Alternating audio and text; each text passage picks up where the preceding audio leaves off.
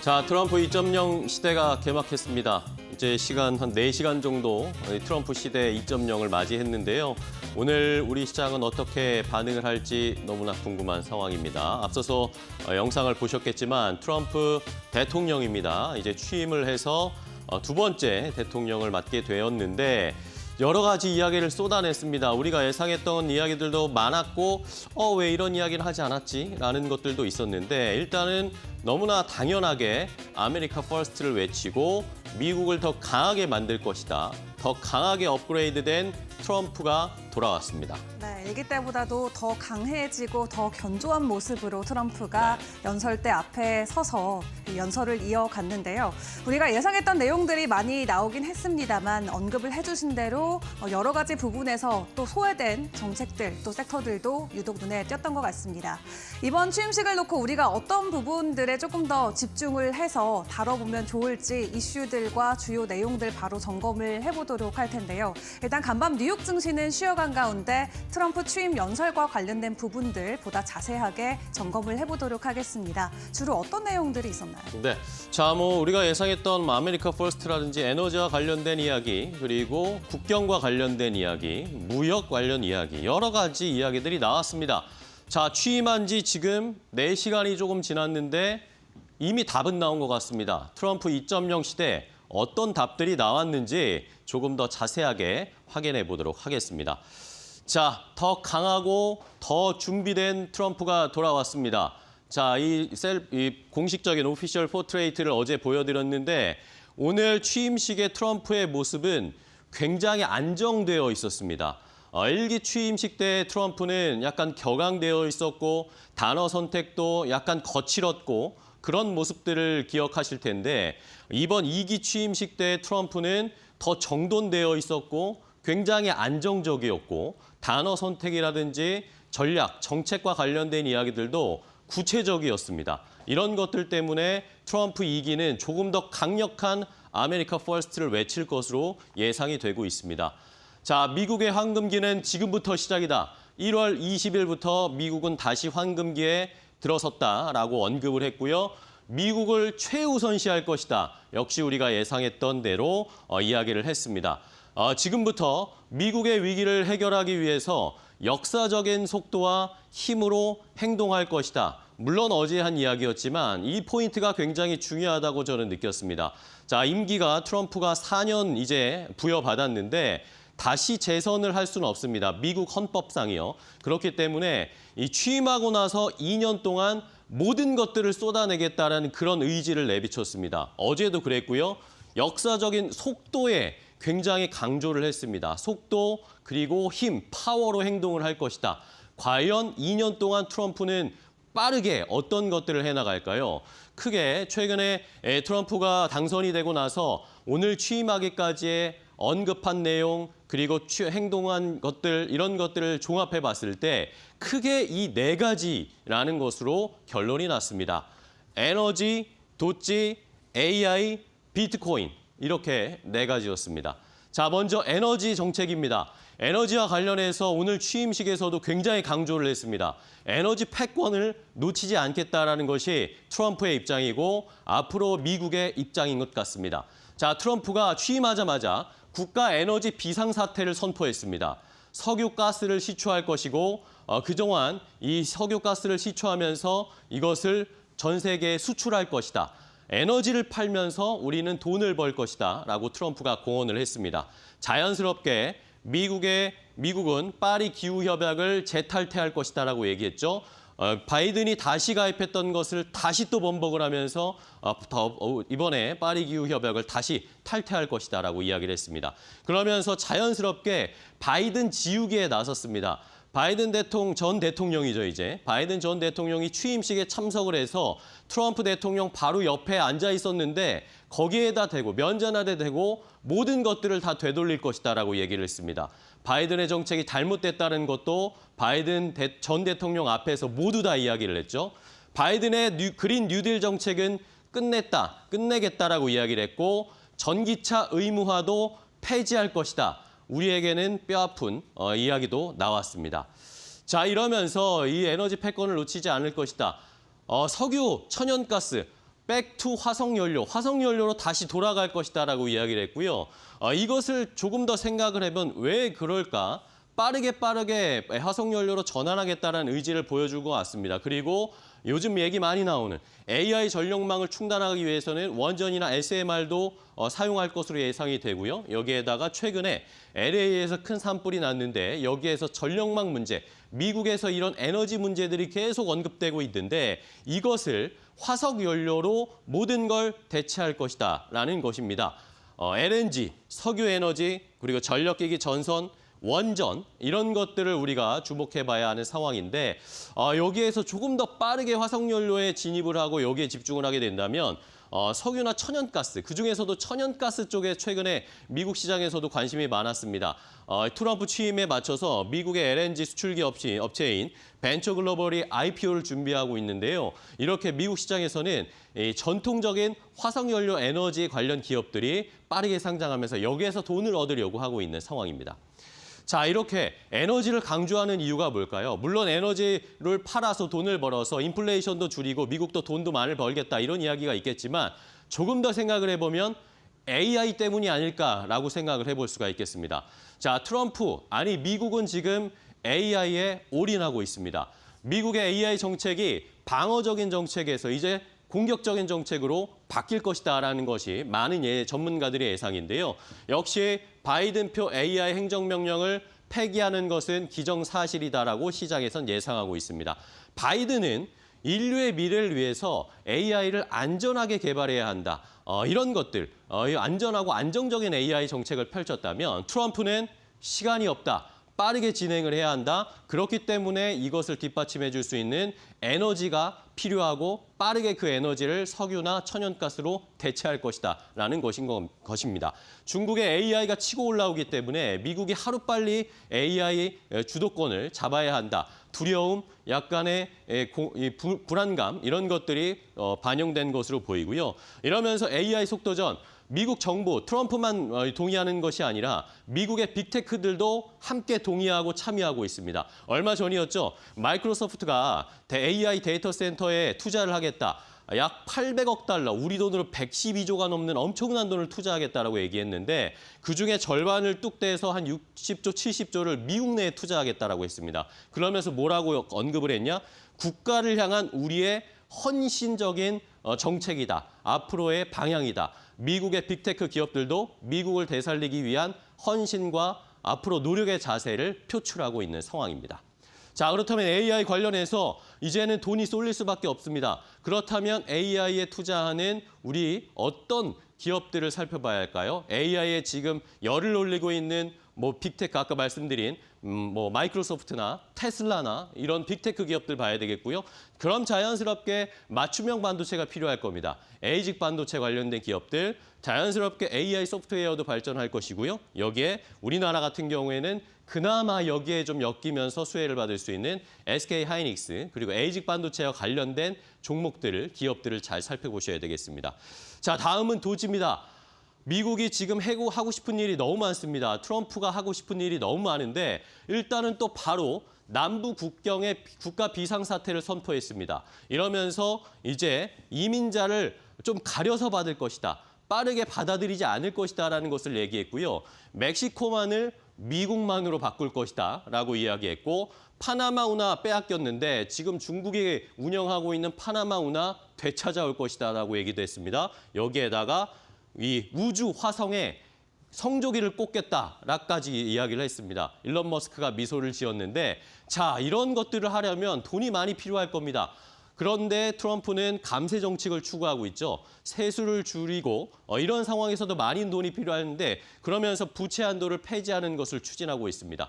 바이든 정부에서 이런 늘어난 예산들을 줄여서 정부를 효율화시켜서 이런 것들을 돈의 분배를 잘 하겠다는 것인데 결국에는 정부 효율화, 도지의 역할이 굉장히 중요할 수밖에 없는 상황입니다. 그리고 미국의 국채 수요를 늘리기 위해서는 스테이블 코인이라든지 국채 수요, 은행권의 규제를 풀어주면서 미국 은행들이 국채를 사줄 수 있는 그런 상충되는 모습을 보여주면서 이런 것들을 만회하기 위한 전략을 쓸 겁니다. 자, 자연스럽게 도지와 관련된 테슬라 아니면 일론 머스크와 관련된 코인들이 관심을 받을 수밖에 없겠고요. 팔란티어, 정부 효율화시키기 위해서 팔란티어의 프로그램을 도입할 가능성이 굉장히 높아졌습니다. 이외에 스테이블 코인, 금융주들도 수혜를 볼 수 있을 것입니다. 마지막으로 비트코인입니다. 자, 이 취임식에서는 비트코인에 관련된 언급이 나오지 않았습니다. 그런데 어제는 이 트럼프가 비트코인이나 코인과 관련돼서 여러 가지 이야기들을 하였고 행동으로 실제로 보여줬죠. 트럼프 코인을 만들었고 이 트럼프의 영부인인 멜라니아 코인도 만들었습니다. 가격이 순식간에 몇천 %, 몇만 % 올라갔는데 자, 이러면서 트럼프는 비트코인 전략자산으로 비축하고 규제 완화할 것이다 이런 이야기 계속하고 있죠. 비트코인의 가격이 어제 10만 9천 달러대까지 올라왔습니다. 거의 코스피 시총을 뛰어넘는 상황이고 달러 스테이블 코인도 허용을 하면서 여러 가지로 코인의 시장을 활성화할 것이다. 이런 이야기가 나오고 있습니다. 비트코인, 이더리움, 리플, 솔라나 이런 코인들 잘 살펴보셔야 되겠고요. 마이크로스트래티지, 코인베이스 이런 업체들도 자연스럽게 수혜를 보게 될 것입니다. 자, 오늘 여러 가지 트럼프와 관련된 이야기들을 이것뿐만 아닙니다. 너무나 여러 가지가 있기 때문에 오늘 마켓 시그널에서 조금 더 자세하게 트럼프 취임 특집으로 여러 가지 이야기 전해드리도록 하겠습니다.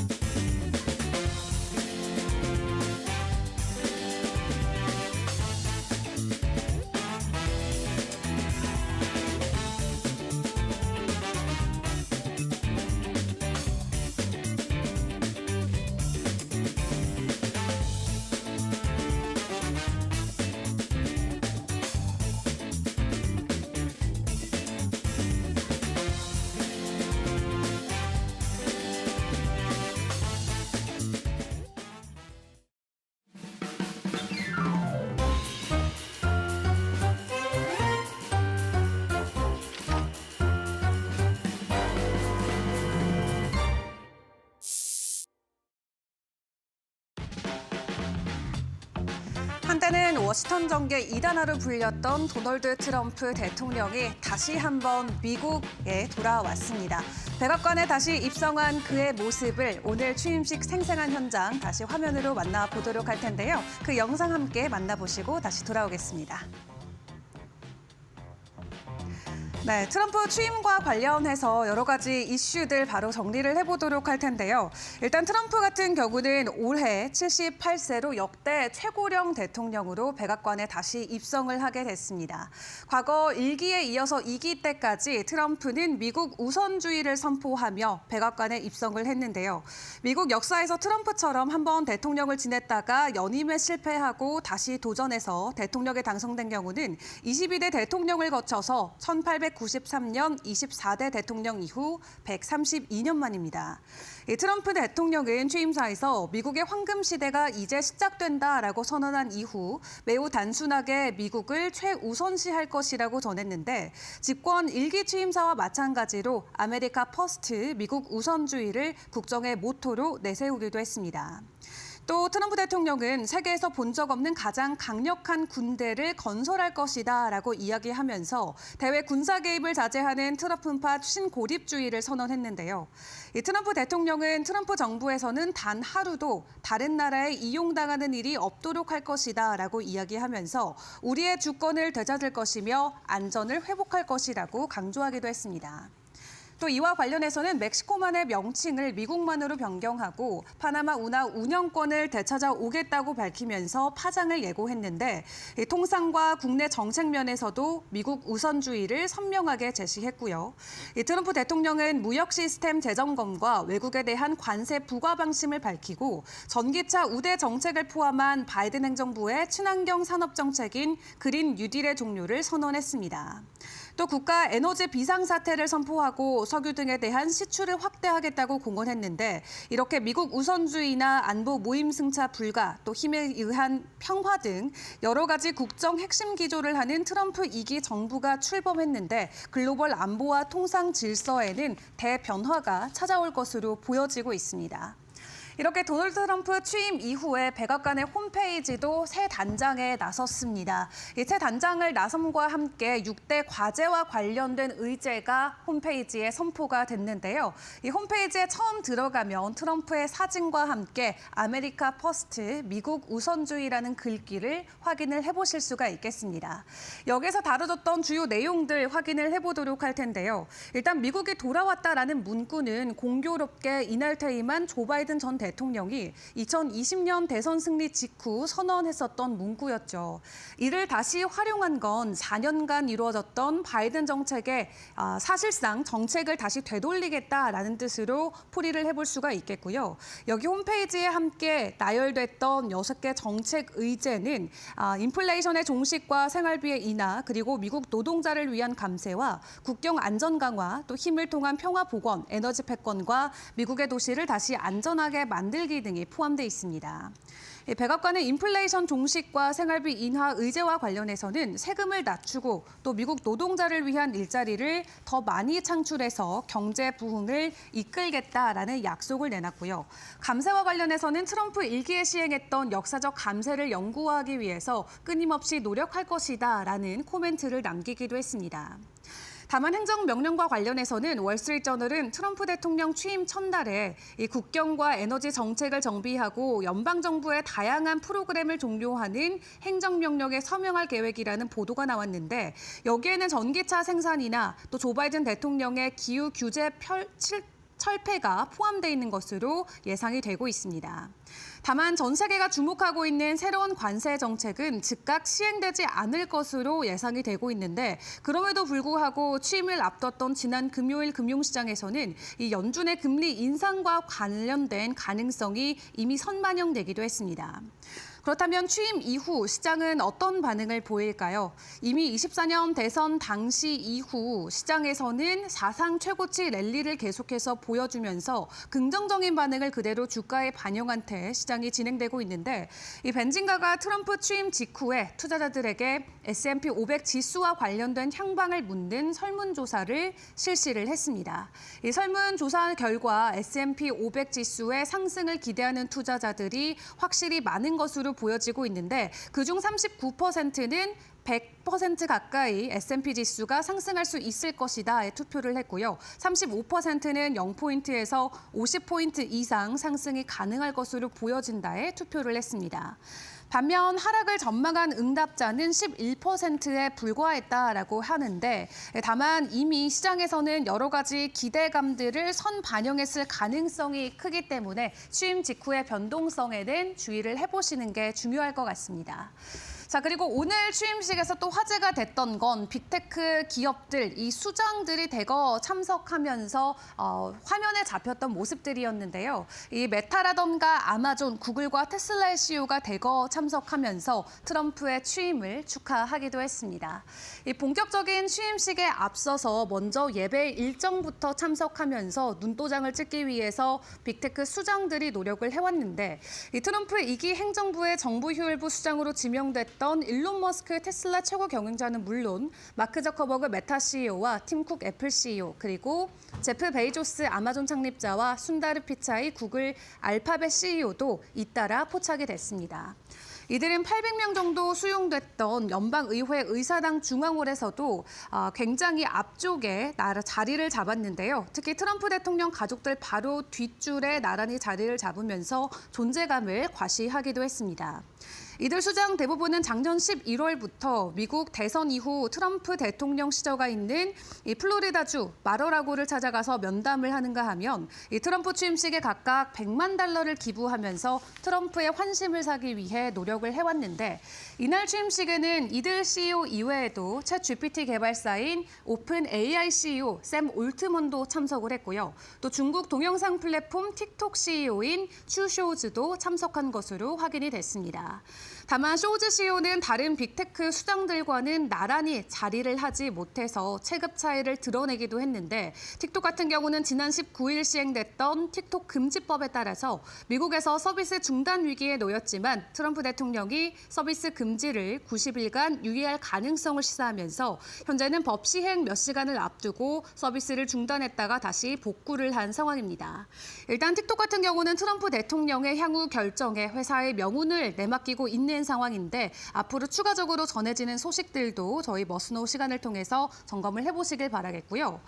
그런 가운데 젠슨 CEO는 이날 취임식에서 찾아볼 수가 없었죠. 젠슨 엔비디아 최고 경영자는 도널드 트럼프 미국 대통령 취임식 기간 동안 중국을 방문한 것으로 확인됐습니다. 중국을 방문해서 중국이 세계에서 가장 위대한 시장이다라고 치켜세웠다라고 하는데 이 트럼프 대통령이 중국의 60%의 징벌적 관세 부과까지 언급하고 빅테크 수장들이 앞다퉈 트럼프 대통령 취임식에 몰려간 것과는 확실히 대비가 되는 행보이고요. 또 전 조 바이든 대통령 같은 경우는 중국으로 인공지능 칩을 수출하는 것을 제안했는데 여전히 중국 시장을 포기하지 않겠다라는 뜻을 젠슨 CEO는 내비치고 있는 것으로 해석이 되고 있습니다. 그리고 트럼프 대통령 같은 경우도 미중 무역 갈등과 관련해서 여러 가지 규제안들과 경고장을 내밀고 있는 가운데 엔비디아 CEO는 중국을 방문을 했기 때문에 그와 관련해서 숨겨진 다른 뜻이 또 있을지 시장의 풀이 계속해서 이어가 보도록 하겠습니다. 자, 그런 가운데 이날 또 취임 안에서 가장 주목을 받았던 건 이번 취임의 1등 공신으로도 불릴 수 있는 머스크가 될 것 같은데요. 향후 어떤 역할을 맡게 될지 시장이 크게 주목하고 있는 가운데 취임식 안에서 트럼프 대통령이 일론 머스크에게 직접적으로 호재가 될 수 있는 여러 발언들을 내놨는데요. 어떤 내용들일지 화면으로 같이 만나보시죠. The American dream will soon be back and thriving like never before. To restore competence and effectiveness to our federal government, my administration will establish the brand new Department of Government Efficiency.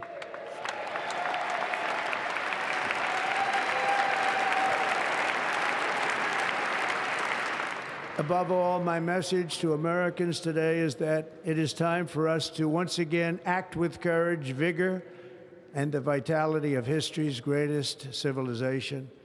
So as we liberate our nation, we will lead it to new heights of victory and success.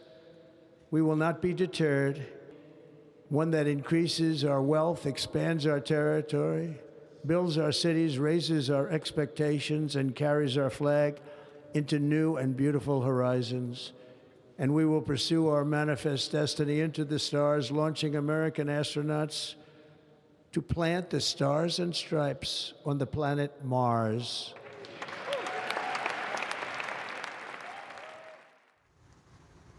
지난해 미국 대선에서 트럼프 당선을 위해 최소 2억 5천만 달러를 쓴 것으로 알려진 머스크는 트럼프 당선의 1등 공신으로 떠오르면서 작년 11월 5일 트럼프의 대선 승리 이후 트럼프의 자택인 플로리다주 마러라고에 장기 체류하면서 정권 인수 작업에 깊숙이 관여해 오고 있었습니다. 최근에는 그가 트럼프를 따라서 백악관에 들어가서 직무를 볼 것이다라는 언론 보도까지 나온 상황인데 이처럼 트럼프의 두터운 신임을 얻고 이 머스크는 국내외 정치에 점점 더 목소리를 내고 있는 상황인데요. 그와 동시에 머스크의 힘이 점점 더 막강해지면서 이를 견제하려는 움직임도 같이 부상하고 있습니다. 그런 가운데 일론 머스크가 설립한 정부 효율성부가 도널드 트럼프 대통령의 취임 직후 월요일 오전에 소송을 당한 것으로 확인이 됐는데 이 30쪽에 달하는 이번 소송은 공익법률사무소에서 제기한 것으로 확인이 됐고요. 이 소송 내용을 확인을 해보면 도지 같은 경우는 머스크의 선호 코인인 도지코인과 동일한 두 문자어를 사용하기 때문에 연방자문위원회로서 불법적으로 운영될 여지와 함께 이 과정에서 도지가 연방자문위원회법의 고용과 공시 등 여러 규정을 위반한 것으로 주장을 하고 있습니다. 일단 이와 관련돼서 머스크와 도지 정부 쪽에 추가적인 입장문은 아직 나오고 있지 않은 상황인데 이후에 어떤 파장이 있을지는 계속해서 지켜보시는 게 중요할 것 같고요. 한편 테슬라 연구원인 트로이 테슬라이크 같은 경우는 이번 도널드 트럼프 대통령 취임식과 관련해서 이 전기차와 관련된 세금 공제 폐지와 관련된 전망을 공유를 했습니다. 현재 신규 전기차 구매 시 제공되는 7,500달러 세금 공제에 대해서 세 가지 가능성을 전망을 한 건데요. 일단 세금 공제 대상을 축소해서 적용 가능한 전기차 모델 수나 또 잠재 고객 수를 줄이는 방식으로 세금 공제 범위를 제한할 수 있다라고 전망을 했고, 또한 대통령 당선인이 즉시 자격 기준을 제한하고 의회가 6개월 내로 세금 공제를 폐지할 것이라고 발표할 수도 있다라는 전망을 함께 공유하기도 했습니다. 다만 만약 이러한 움직임이 나오게 된다면 테슬라에게도 직접적인 타격이 가해질 수도 있기 때문에 추후 나올 수 있는 변동성에는 주목을 해보시는 게 중요할 것 같고요. 또 앞서 영상에서도 확인을 해보신 것처럼 이 트럼프 미국 대통령이 취임 연설을 하는 와중에 화성과 관련된 발언을 내놨었죠. 미국 우주인들을 화성에 보내겠다라고 선언을 했는데, 이날 취임식에 참석하고 있었던 머스크 같은 경우는 해당 발언이 나오자 두 손을 불끈 쥐고 두 팔을 올리면서 환호하는 모습을 보이기도 했습니다. 전기차와 관련해서는 다소 아쉬운 소식이, 그리고 화성과 관련해서는 이 스페이스X에는 긍정적인 코멘트가 직접적으로 나왔는데, 앞으로 일론 머스크는 이제 시장 안에서 어떻게 더 중요한 역할들을 맡아갈지 앞으로 그의 행보에도 집중을 해보시면 좋겠습니다. 자, 그런 가운데 트럼프 취임식에서 빠졌던 코멘트를 체크를 해보면 암호화폐와 관련된 언급이 없었던 것을 확인을 해볼 수가 있겠습니다. 그렇기 때문에 과거와 관련해서 그의 입장이 변한 것은 아닐지 여러 가지 의문들이 나오고 있는데요. 일단 비트코인 같은 경우는 취임식 전까지 10만 9천 달러를 돌파하면서 다시 한번 역대 최고가를 돌파하면서 경신하는 모습을 보여줬고요. 다만 취임식 내에서 비트코인과 관련된 직접적인 코멘트가 나오지 않으면서 일단 가격은 10만 3천 달러 선까지 일부 후퇴한 모습을 보여주고 있습니다. 그리고 트럼프 일가에서 내놓고 있는 밈코인과 관련된 논란들도 계속해서 이어지고 있는 상황인데요. 앞으로 트럼프는 비트코인을 포함한 암호화폐와 관련돼서 어떤 정책들을 보여줄지 일단 시장은 숨을 죽이고 지켜보고 있는 상황입니다. 취임식 당일 오늘 이제 4시간이 지난 상황인데, 이제 우리 국내 증시와 세계는 이런 부분들을 어떻게 받아내고 소화하면서 시장 장세를 이어가게 될지 계속해서 저희와 함께 집중 점검해 보시기를 바라겠습니다.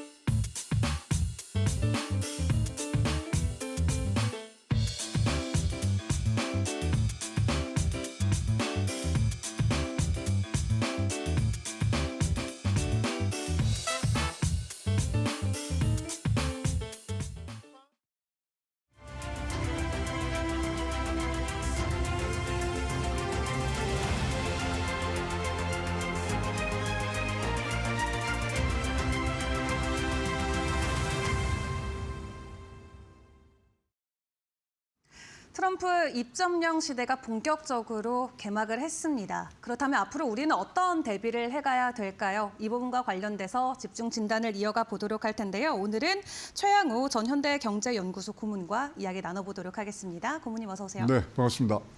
네, 4시간 전이었죠. 취임식 실시간으로 진행이 됐는데 고문님 시청하셨나요? 네, 지금 뭐 새벽 2시에 일단 공식적으로 이제 돼서 지금 사실 뭐 세인트 존스 성공회 교회 가서 예배드리고 뭐 이런 과정에서 우리가 예상했던 대로 국가 비상사태를 이제 선포하면서 자기가 지금 사실 이런 예산이라든가 뭘 하는 거는 다 사실 의회에 있거든요.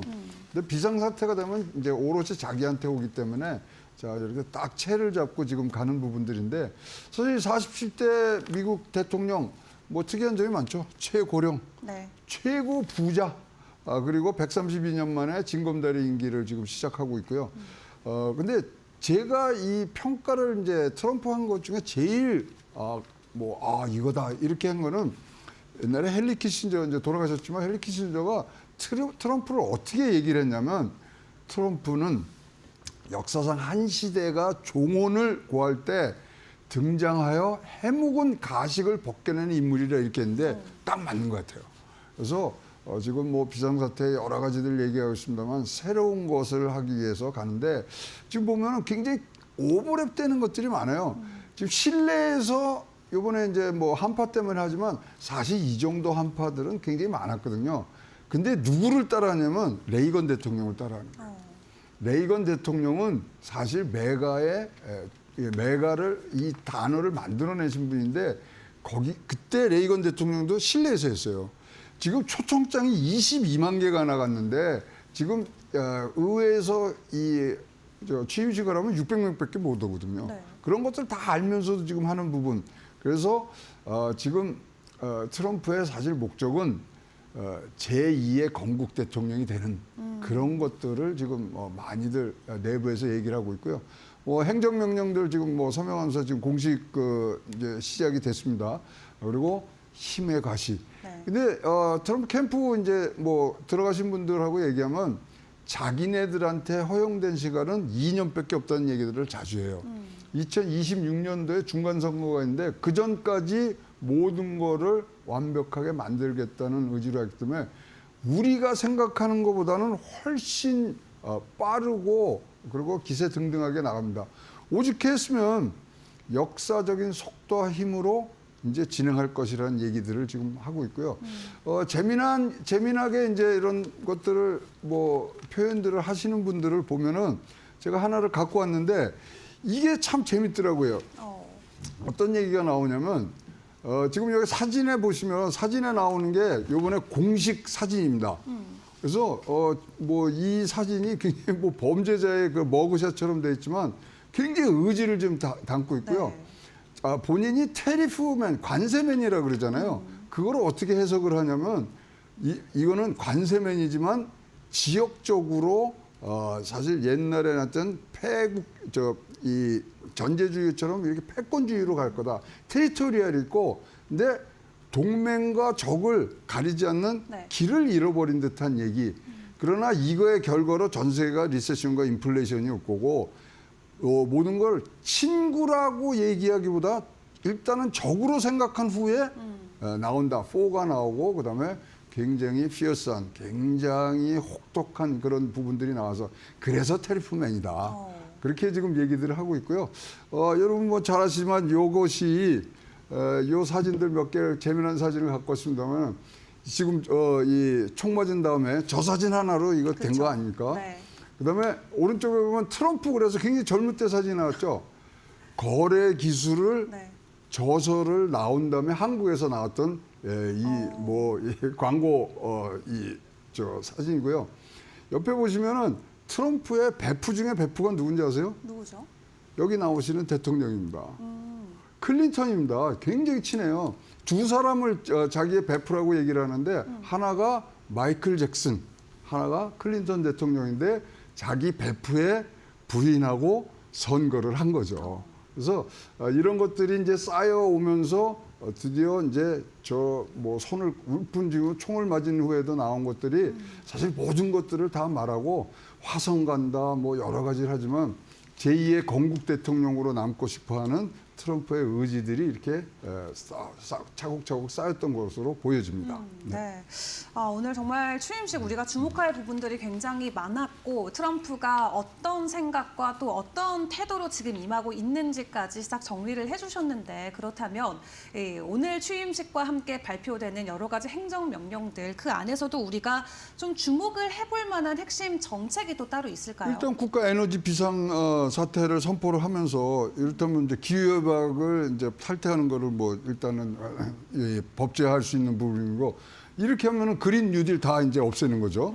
그다음에 이제 전기차에 대한 그런 또 다른 모습들 이런 것들 하는데 일단은 경제 전반적으로 이렇게 나올 수 있는 부분들이요. 지금 관세를 부과하는 걸 이제 법제화해야 된다. 이거는 관세에 관해서는 모든 것들을 의회에서 갖고 있거든요. 그런 다음에 어떤 조건이 충족됐을 때 대통령이 특별하게 쓸 수 있는 게 미국의 체제입니다. 그래서 그거를 법제화하는 부분, 그다음에 기후 협약이 탈퇴되고 대규모 지금 규제 완화들 지금 일론 머스크를 통해서 지금 하고 있는 부분. 그다음에 지금 눈에 띄는 거는 반독재 정책 개정을 통해서 어떤 방향으로 갈지 지금 왈가왈부가 많습니다만은 저 부분도 우리가 지켜봐야 될 부분. 그다음에 일자리 창출법에 대해서 조금 더 강화된 부분들이 있다면 이거는 미국인들을 우선적으로 고용하는 부분들이 굉장히 지금 많이 두각을 하고 특히 일자리 창출법의 끝에는 외국에서 투자하는 거에 대해서 굉장히 많은 메리트를 줄 것이라는 그런 기대감도 있습니다. 그다음에 이제 일론 머스크가 끄는 다치 정보효율성위원회에서 부처에서의 개혁 방향이 사실 전반적으로 우리 끌고 나갈 부분들이 지금 생각이 되고 있는데요. 어떻게든지 한 줄 요약을 하면 미국산을 짓고 그다음에 미국산을 사고 미국인을 고용할 것이라는 게 기본적인 전제로 가는 그런 트럼프의 첫날이 지금 펼쳐지고 있습니다.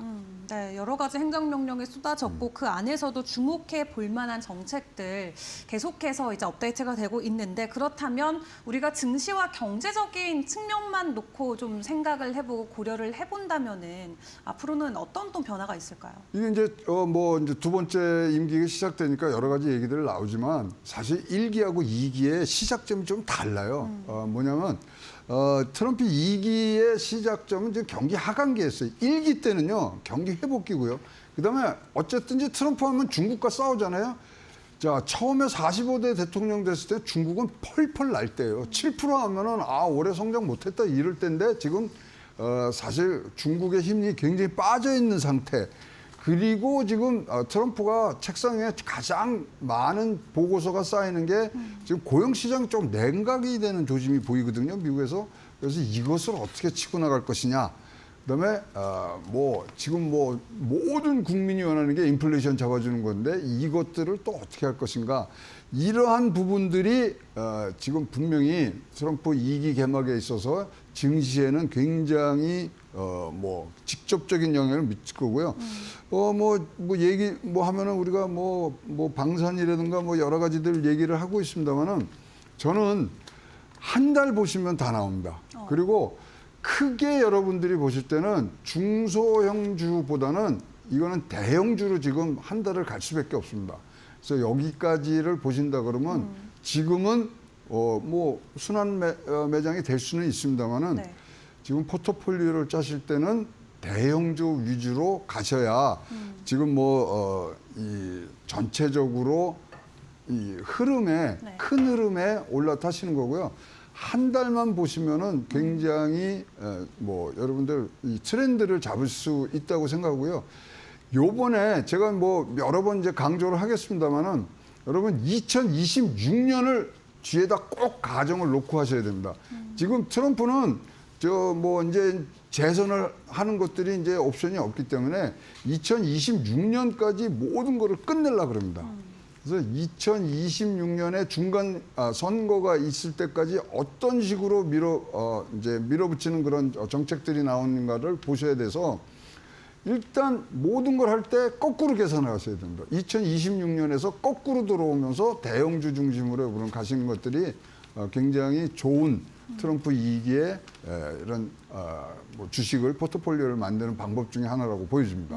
일단 중소형주보다는 대형주 위주로 대응을 하는 게 좋을 수 있다라고 말씀을 주셨고 사실 경제와 관련해서 또 우리가 크게 함께 점검을 해봐야 되는 게 또 미중 갈등이 아닐까 네. 싶거든요. 전반적으로 일단 다른 국가들을 향해서 규제 칼날을 들고 있는 트럼프이기 그렇습니다. 때문에 앞으로 글로벌 패권과 관련된 변화의 움직임도 예상을 해볼 수가 있을 것 같은데 어떤 전망들이 근데 가능할까요? 말씀드린 대로 중국이 1기 때 중국이 아니에요. 그게 청년처럼 펄펄 날 때가 아니고 지금은 굉장히 힘이 빠져 있는 상태거든요. 네. 그래서 여러분 그거를 보셔야 돼요. 그래서 1기보다는 그렇게 세게 북댄다가 지금 중국이 1등 하는 거 아니야?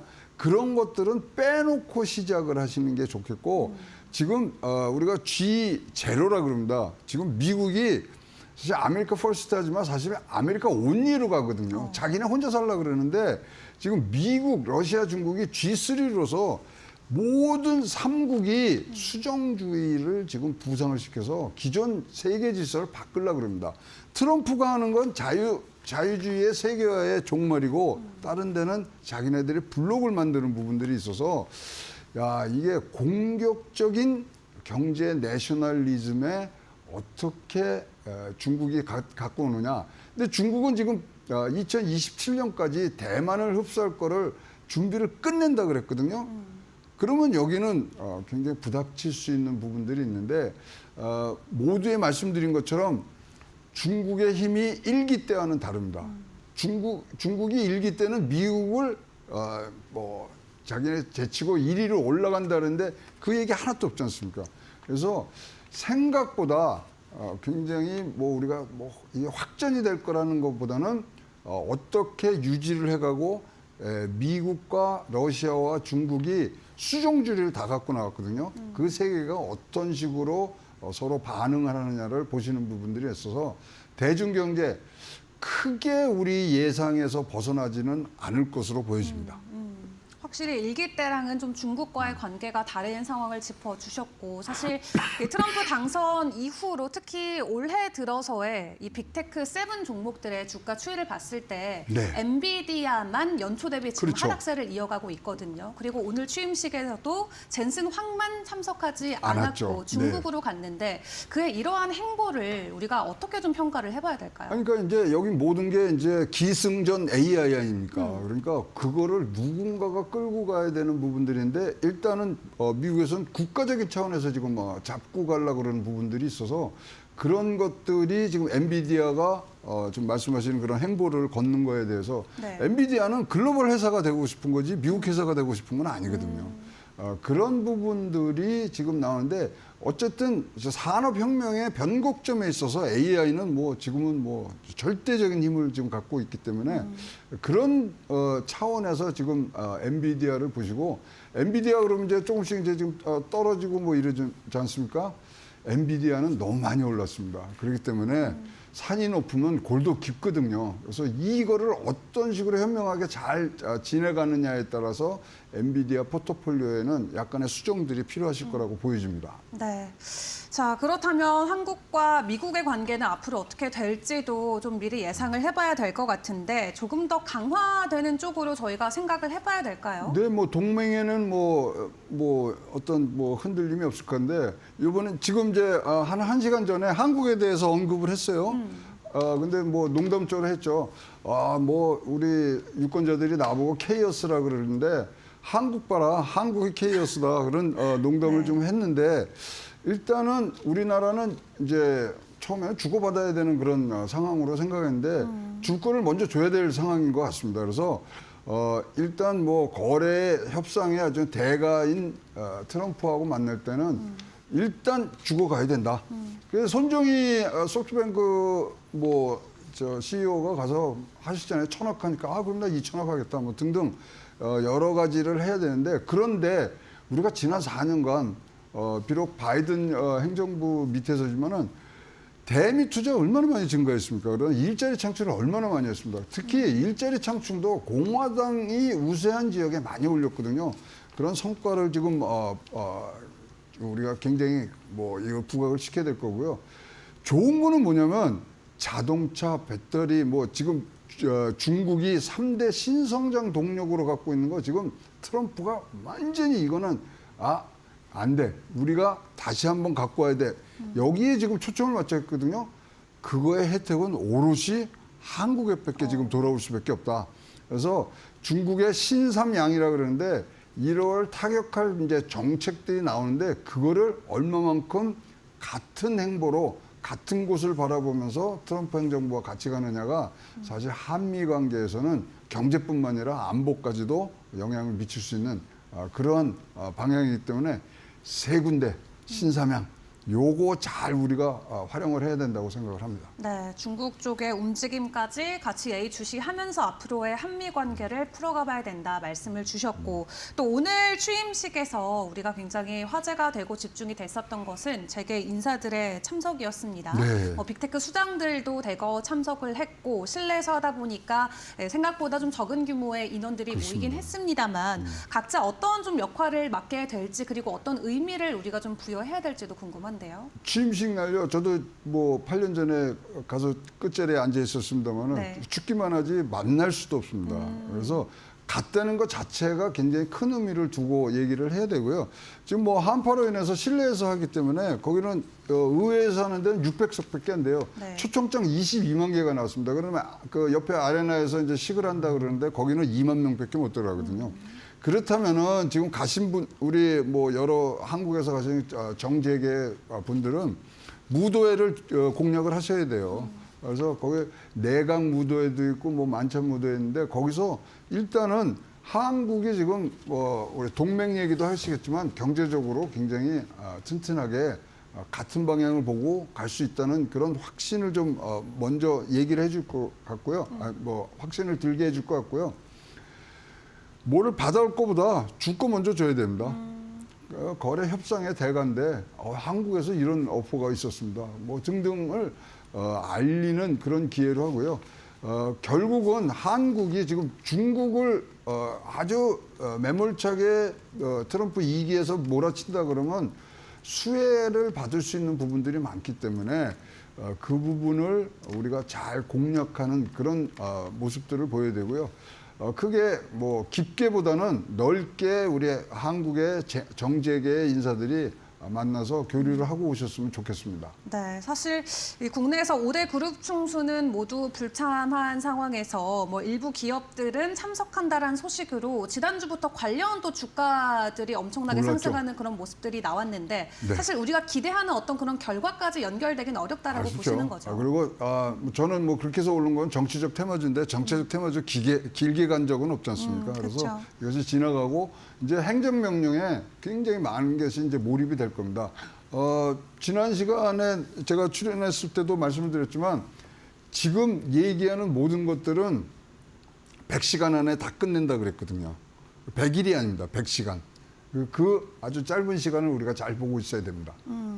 알겠습니다. 자, 그렇다면 트럼프 2기 개막과 함께 한국 경제와 증시만 놓고 본다면 어떤 영향력들이 끼쳐질지도 궁금한데 일단은 계속해서 올해 초 들어서 코스피와 코스닥 지수단에서는 나쁘지 않은 흐름을 보여주기는 그렇죠. 했거든요. 앞으로는 어떻게 될까요? 나쁘지 않은 게 세계 1등 했으니까요. 네. 좋은 거죠. 근데 어쨌거나 경제라는 것은 정치적 안정과 사법적 안정을 바탕으로 해서 일어나는 부분들이 있기 때문에 빠르게 우리가 정치적 안정과 사법적 시스템의 정상 작동이 지금 필요한 부분들이고요.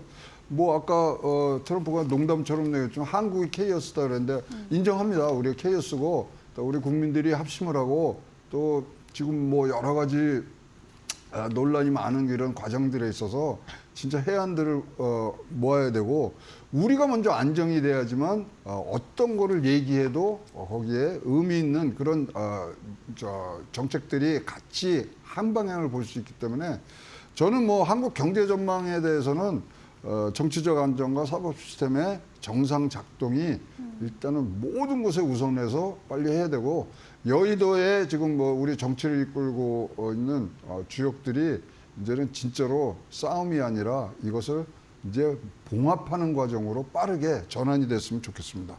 일단 우리 국내 내부적으로 좀 안정을 해야 추가적으로 전해지는 것들도 뭐 호재로 작용이 되는 변동성이 나올 수 있다 말씀을 주셨고 자 그렇다면 지난 몇 달 동안도 국내 증시를 놓고 봤을 때 트럼프의 뭐 수혜주다 피해주다 또 이런 네. 테마가 굉장히 많이 형성이 됐었거든요. 네. 앞으로 그렇다면 우리가 트럼프 2기와 관련된 수혜주와 피해주를 좀 미리 선별해 볼 수 있는 전략 같은 것도 있을까요? 미국이요? 네. 미국이 이제 우리가 12간지로 이렇게 따져서 보면요.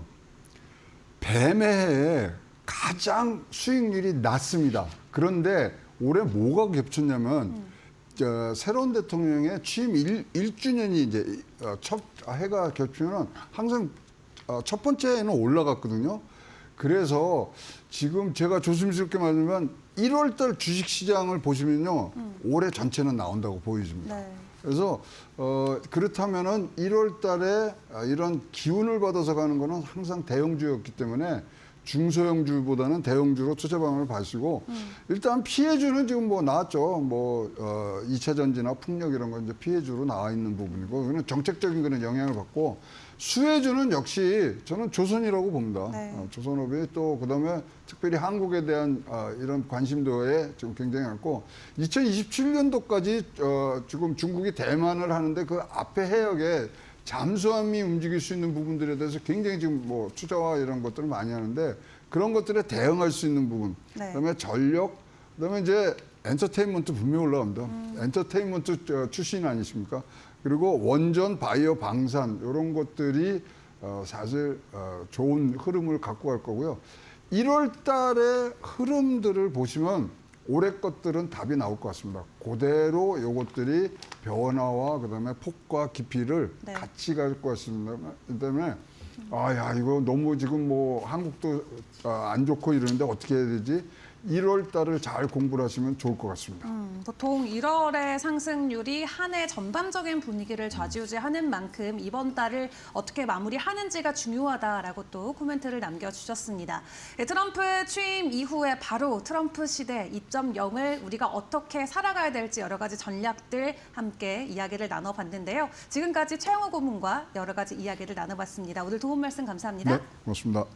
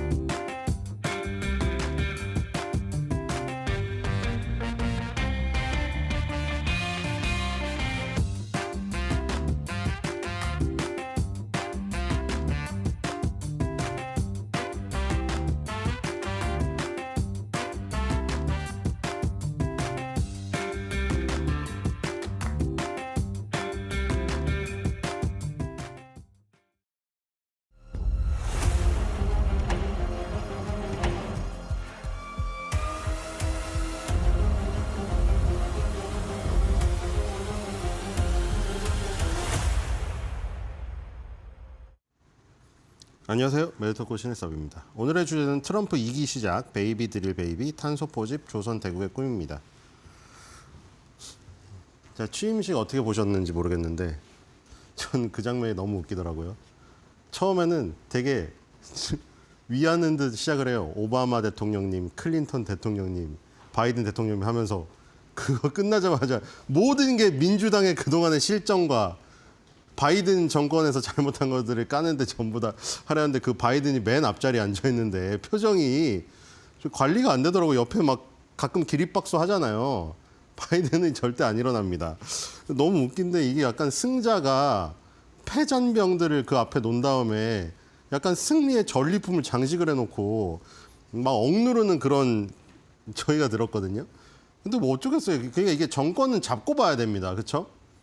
그러니까 우리나라는 그런 장면이 사실 거기까지도 연출도 안 돼요. 그렇죠? 우리나라 만약에 누가 졌는데 그 진 사람 오라고 해서 초대하면 거기 오겠어요? 그나마 미국은 오긴 하더라고요. 와서 앉아 있는 것만 해도 사실 그런 어떤 전통으로 뭐 대우를 해주는 거라 바이든이 전용기도 내주고 국회 예산 침략당하고 막 그 부정선거라고 막 난리가 났음에도 불구하고 바이든은 그래도 그 할 수 있는 뭐 백악관에 초청도 하고 그렇죠? 전용기도 저기 마러라고 리조트 거기도 빌려주고 다 해더라고요. 그래서 지금 4년 뒤에 트럼프가 만약에 공화당이 아니고 민주당 그 인사가 대통령이 됐을 때 그렇게 잘 해줄지 궁금합니다. 트럼프도 이제 해주겠죠. 그렇죠? 정도가 있으니까요. 그 싸울 때는 워낙에 치열했기 때문에 그렇죠? 사실 해리스는 지금 보기도 싫을 겁니다. 해리스 얼굴 지금 완전히 창백해진 거 보이시죠? 장난 아니에요 지금.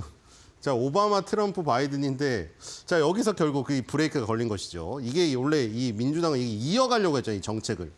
근데 여기서 트럼프가 들어오면서 모든 정책이 바뀔 수밖에 없었다. 근데 여기 베이비 드릴 베이비를 계속 외치는데 실제로 그런 베이비 드릴 베이비를 외치는 만큼 그 극적인 변화가 있었는가? 진짜 극적인 변화가 있었죠. 이제 이 시추라고 하죠. 시추. 강아지가 아니라 강아지 시추는 귀여운데 이 시추는 진짜 되게 살벌합니다. 그렇죠? 땅을 파야 되잖아요. 땅을 파는데 이제 그 땅을 팔려면은 그 땅의 주인이 있을 거 아닙니까? 아니면은 그 정부의 땅이던가. 그 조절하잖아요. 미국은 자원이 너무 많아가지고. 그래도 뭐 아쉬운 이제 그린란드랑 막 먹으려고 하는데 알래스카에서도 파고 막 북극곰이 죽는다. 환경단체들이 북극곰 죽어요. 근데 북극곰 나와. 막 거기 알래스카에서 뽑아버리려고 하죠. 근데 어쨌든 정부에서 가지고 있는 아직도 그 기름 나올 땅이 많아요. 그냥 조절하는 거죠 지금. 그러니까 다 뽑아버리면 그냥 기름값 확 다운시킬 수 있거든요. 전략 비축률 다 풀어버리고. 근데 그걸 막 조절하는데 이제 정부가 갖고 있는 땅 그거에 대한 이제 임대료가 늘어나고 뭐 이런 이 그 민간이 갖고 있는 땅을 매입하거나 이런 거에 대한 내용인데 지금 트럼프 일기 때 압도적으로 지금 늘어났던 것이죠. 그러니까 석유 2013년부터 2023년 10년 동안 이 세 명의 대통령 정권 하에서 이 석유 및 가스 회사의 공공토지로 임대된 이 에이커 면적의 수 요건데 트럼프가 취임을 하고 첫 해에 여기 보면은 577K에서 1.1 밀리언으로 거의 두 배로 뛰죠. 오바마 정권이 끝나자마자. 그렇죠? 그리고 이거를 너무 늘렸는지 바이든은 이제 이걸 아예 없애버렸습니다. 다 무슨 신재생 에너지 뭘로 간다고. 트럼프도 당연히 반대하죠. 그 신재생 에너지가 과연 친환경적이냐. 해상풍력 해가지고 막 고래 막 초음파 막 머리 뇌파 흔들리게 해서 고래 막 죽고 뭐 트럼프가 주장하는 거예요. 그 고래 죽고 막 연안에서는 막 그 피라미드들 막 즉 다 폐사하고 무슨 산 깎아가지고 태양광 만들어갖고 나무 다 뽑아가지고 환경 다 파괴하고 그러니까 오히려 이 태양광 풍력, 해상 풍력 가지고 환경 파괴한다고 주장하고 있잖아요. 그렇기 때문에 아니 석탄 석유가 보고 파괴한다고 하면은 너네는 그러면 파괴 안 하냐고 이러고 있는데 뭐 자기가 골프장 가져서 그런 얘기도 있어요. 근데 골프장을 가졌던 고래가 죽던 어쨌든 간에 이 확실한 거는 석유나 석탄 시절로 회귀할 것은 지금 확실하다는 것이죠. 그리고 바이든 행정부 시절에 임대료가 급격히 하락을 했습니다. 2021년에는 민주당이 연방토지에 대한 새로운 석유 및 가스 임대를 일시적으로 중단까지 시켰습니다. 그래서 지금 오바마 행정부 때보다 더 다운돼 있죠. 지금. 이거를 당연히 트럼프 1기 이상으로 최소한 트럼프 1기 때만큼은 이걸 올릴 확률이 거의 100%입니다. 지금. 그렇죠? 베이비를 외치고 있기 때문에 시추를 해서 기름을 뽑아낼 수 있는 곳은 죄다 이제 임대료가 오르게 됩니다. 그리고 면적 확보가 지금 들어갈 테고 이건 당연한 수순이죠. 자, 뒤로 가겠습니다. 자, 그래서 임대된 에이컨대 2023년부터 완전히 반으로 오바마가 줄여놨던 거를 다시 2배로 늘려가지고 4배까지 갑니다. 그러다가 다시 5분의 1 토막으로 바이든이 내려가지고 완전 밑바닥으로 만들어놨는데 다시 이제 여기서 10배 정도가 돼야겠네요. 2017년, 18년 수준이 되려면 2023년에 대비해서 10배가 돼야 돼, 지금. 임대된 에이커가. 지금 어마어마한, 거기다가 지금 아까 말한 알래스카 그 얘기도 나오고 있잖아요. 알래스카의 이제 야생동물 보호구역이 세계에서 가장 큰데 거기에 지금 북극곰들이 지금 거기 뭐 겨울을 나야 되고 이러는데 거기서 이제 뽑아서 지금 석유를 뽑는다잖아요. 지금 트럼프는. 그러니까 있는 땅은 지금 다 사용할 거예요, 지금. 자, 뒤로 가겠습니다.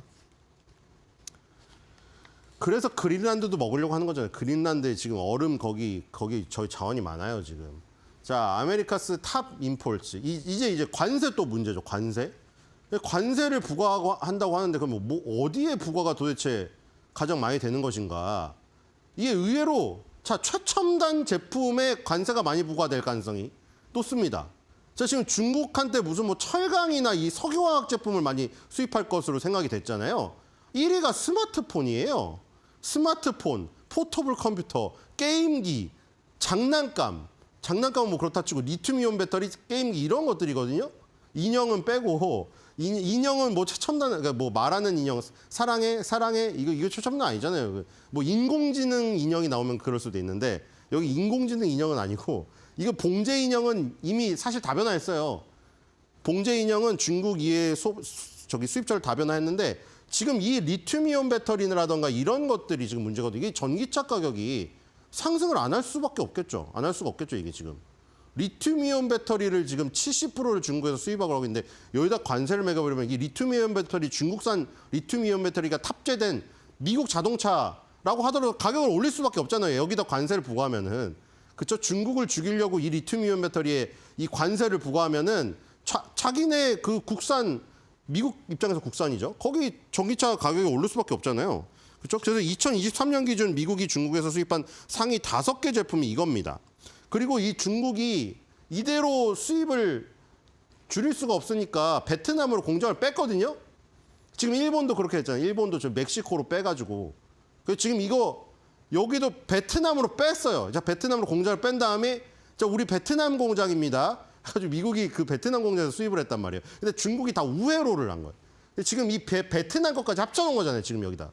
그렇죠? 파란색 베트남까지 합쳐버리면 이게 거의 90%가 스마트폰이 지금 그렇죠? 이게 스마트폰이랑 포터블 컴퓨터가 90%예요. 나머지는 10%도 안 돼요. 11%, 5%밖에 안 돼요. 그죠? 리튬이온 배터리는 이 베트남으로 빼지는 못했는데 1%밖에 못 뺐죠. 그래도 71%. 나머지 국가는 28%밖에 안 돼요. 다 중국, 베트남에서 71%가 옵니다. 자, 뒤로 가겠습니다. 그러니까 전기차 가격이 오를 수밖에 없어요. 자, 지금 스마트폰, 휴대용 컴퓨터, 리튬이온 배터리 장난감, 비디오 게임 콘솔입니다. 그리고 베트남으로 이전을 시켰는데 이렇게 돼버린 거지. 이제 베트남으로 이전을 시킨 것까지 이거 이제 우회로까지 차단해 버린다는 거죠. 그러니까 이게 베트남 공장이든 중국 현지 공장이든 거기서 미국으로 들어오는 이 상위 5개 품목은 가격이 오를 수밖에 없어요. 지금 빨리 미리 게임기도 사시기 바랍니다. 미국인들은. 자, 뒤로 가겠습니다. 자, 그리고 이제 조선이죠. 자, 조선, 이게 우리나라랑 또 연관되는 건데 이거는 우리나라에 어마어마한 기회가 찾아옵니다. 자, 지금 이 세계 조선은 이제 끝났습니다. 자, 이 3개국이 다 먹었어요, 지금. 자, 근데 3개국 중에 압도적으로 차이나가 높습니다. 여기에 GT라는 기준이 나오잖아요. 총 톤수. 근데 이게 톤이라고 하니까 무게 같잖아요. 무게가 아니에요. 이 GT라는 거는 무게가 아니라 선박 내부에 실을 수 있는 양, 부피. 그걸 얘기하기 때문에 무게가 무겁고 가벼우냐는 상관이 없어요.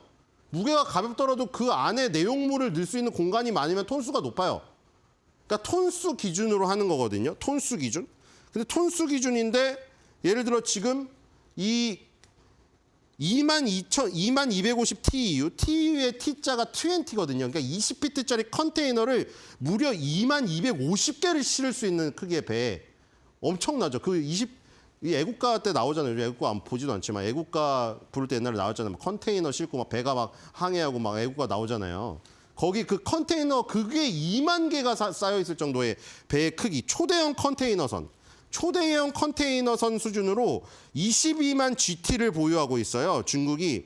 그래서 지금 이 중국이 압도적이거든요. 그리고 지금 2023년도 총 톤수 기준으로는 3,300만 GT입니다. 이 전 세계 상선의 절반 이상. 여기서 일단 군함은 빠진 거예요. 군함은 빼고 하는 건데 일반 상선인데 예를 들어서 이 지금 3,300만 GT는 아까 전에 말한 세계에서 가장 큰 컨테이너선 20피트짜리 2만 250개를 실을 수 있는 22만 GT짜리를 150척을 가져야 그러니까 22만 곱하기 150 해야 3,300만이에요. 그러니까 20피트짜리 컨테이너 하나짜리가 20피트짜리인데 그거를 2만 250개 실을 수 있는 배를 150척을 가져야 이 톤수가 나온다고요. 재화 중량 톤수라고 이게. 어마어마한 지금 상황이죠. 지금 한국은 그거의 한 절반 정도밖에 안 되고요. 일본은 그거의 3분의 1밖에 안 됩니다. 그리고 일본은 자꾸 납기를 못 지키고 이거를 납기를 결국 지연시켜가지고 늦게 배를 줬는데 배가 막 용접이 갈라지고 막 이런 사건 때문에 사실 살짝 밀렸어요. 지금 밀렸습니다. 자체 물량만 하고 있지 일본 자기네 거. 이제 중국, 한국이 다 먹었어요. 근데 문제는 이제 중국 아까 전에 베트남이고 뭐 그걸로 다 우회로까지 다 차단시킬 거잖아요. 이게 중국 조선이 미국 예를 들어서 군함 MRO 시장에 들어올 여지를 줄 리가 없잖아요. 지금 여기를 완전 막아버리면은 그 여기 2개에 떨어지는 건데 지금 한국이 막 먹을 파이가 훨씬 많은 거죠. 이게. 그러니까 지금 한국 조선에 엄청난 기회가 온 거예요. 지금 이게. 지금 이게 절반을 차지하는 걸 배제시켜버리기 때문에. 뒤로 가겠습니다. 그래서 이렇게 되어 있죠. 총합 비율로 보니까 중국이 51, 한국이 28, 일본이 15, 필리핀이 1, 이탈리아가 0.6입니다. 그 미국의 그 군함 MRO, 군함 조선소라던가 건조하는 군함 도크라던가 아니면 건조하는 곳, 이탈리아랑 한국이 하나오션이 필리 조선소를 가져갔잖아요. 그다음에 이탈리아가 저기 하나 있어요. 그래서 1기 때 이탈리아가 운영하고 일본이랑 이탈리아랑 합작으로 운영하는 그 조선소에 계약이 나와서 군함 계약이 나와서 갔잖아요. 여기. 근데 하나오션이 인수한 필리 조선소 같은 경우는 MRO 전문이거든요. 뒤에 유지 보수. 자, 이렇게 보면 뒤에 보면은 뭐 이런 것들 약합니다. 자, 미국 보세요. 미국 지금 상선 기준으로 0.1%밖에 안 돼요. 이렇게 지금 추락했습니다. 물론 군함을 따로 만들지만 상선에서는 아예 그쵸? 너무 미미해졌어. 그래서 이거를 지금 되살리려고 하는 거잖아요. 지금 트럼프가 이걸 되살리려고 하고 있는 겁니다. 뒤로 가겠습니다. 자, 그리고 머스크가 1억 달러 걸고 탄소 포집 기술 경연대회를 열었다는 2021년도의 뉴스인데, 자, 이게 되게 아이러니한 거죠. 자, 그러니까 그거 뭐냐면 그동안 이제 환경론자들은 그런 거잖아요. 자, 지금 북극곰이 죽으니까, 북극곰이 죽으니까 너네 북극곰 사는데 절대 오지 마. 저 바이든도 그렇고 알래스카 막아. 절대 석유 시추 금지, 석유 시추 다 뽑아버려. 그죠? 근데 머스크랑 트럼프 혹은 머스크가 트럼프를 보완하는 생각은 완전 달라요. 아니, 예전에 전통걸 하자. 근데 우리는 뭐 하냐? 우리는 최첨단 기술이 있다. 이산화탄소 뿜뿜 뿜어봐. 그럼 내가 그걸 다 빨아들여 줄게. 그냥 이 생각이에요, 얘는. 지금. 완전 다른 생각이죠. 그러니까 다른 보통 환경론자들은 야, 석탄, 석유, 이산화탄소 많이 나오잖아. 아예 뽑지 마. 석탄, 석유 기업 다 망해버려. 이거잖아요. 근데 앨런 머스크는 석탄, 석유 기업을 뭐하러 망하게? 석탄, 석유 열심히 뽑아. 거기서 나오는 이산화탄소 우리가 최첨단 기술을 다 뽑아줄게. 그래서 탄소 포집 기술을 내가 업그레이드 시킬 때니까 마음대로 해. 그게 또 이해관계랑 얽혀 있어요. 엑슨모빌하고 쉐브론 같은 업체들이 갑자기 하루아침에 너네 석유 뽑지 마 해가지고 장사 말아먹으면 안 되잖아요. 그래가지고 탄소 포집 기술을 열심히 연구를 했단 말이에요. 그래가지고 이제는 하늘로 날아가는 이산화탄소를 바로 잡아버리는 기술까지 생겼단 말이에요. 그러면서 이제 어필을 했죠. 아니, 우리 이제 이산화탄소 잡을 수 있다. 오염 안 시켜. 우리 그 하늘까지도 안 가. 이래버린 거야. 그랬더니 머스크가 이제 탄소 포집 기술 경연대회까지 열어가지고 누가 이산화탄소를 많이 잡느냐 해서 상을 줘요. 그렇죠? 그러니까 이제 트럼프는 머스크를 믿고 마음대로 할 수 있는 거죠. 야, 석탄 기업 다시 부활해. 석유 시추봉 있는 대로 다 갖다 박아. 이산화탄소 나오면은 머스크가 해결해 줄 거야. 이거예요. 자, 뒤로 가겠습니다. 그러니까 석탄 석유 기업만 오르는 게 아니라는 거죠. 그거를 해결할 수 있는 기업도 오르는 거죠. 물론 그게 석탄 석유 기업이에요, 사실. 자, 옥시덴탈입니다. 자, 워렌 버핏이 좋아하는 회사잖아요. 워렌 버핏이 이것까지 내다보고 만약에 샀다면은 그럴 수도 있죠. 정말 현인입니다. 현인이긴 하지만 지금도. 그렇죠? 아니, 옥시를 산 게 그러니까 기본적으로는 무조건 안정적인 굉장히 수입원 거기에 초점이잖아요. 모든 게. 그게 애플이 됐든 코카콜라가 됐든 옥시가 됐든 업종은 다 다르지만 안정적으로 꾸준히 내가 자고 일어나서 노인이 돼서 술 먹고 얘기했잖아. 술 먹고 자고 내가 청년에서 노인이 돼서 일어났더라도 내 주식의 가치는 온라인은 그런 편안한 주식을 원하잖아요. 그러니까 그런 편안한 거에 배경이 주어진 건 맞는데 만약에 이거를 거기까지 내다본 거라면은 진짜 이거는 그렇죠? 워렌 버핏은 300년이 지나도 400년이 지나도 워렌 버핏을 이길 사람은 없다.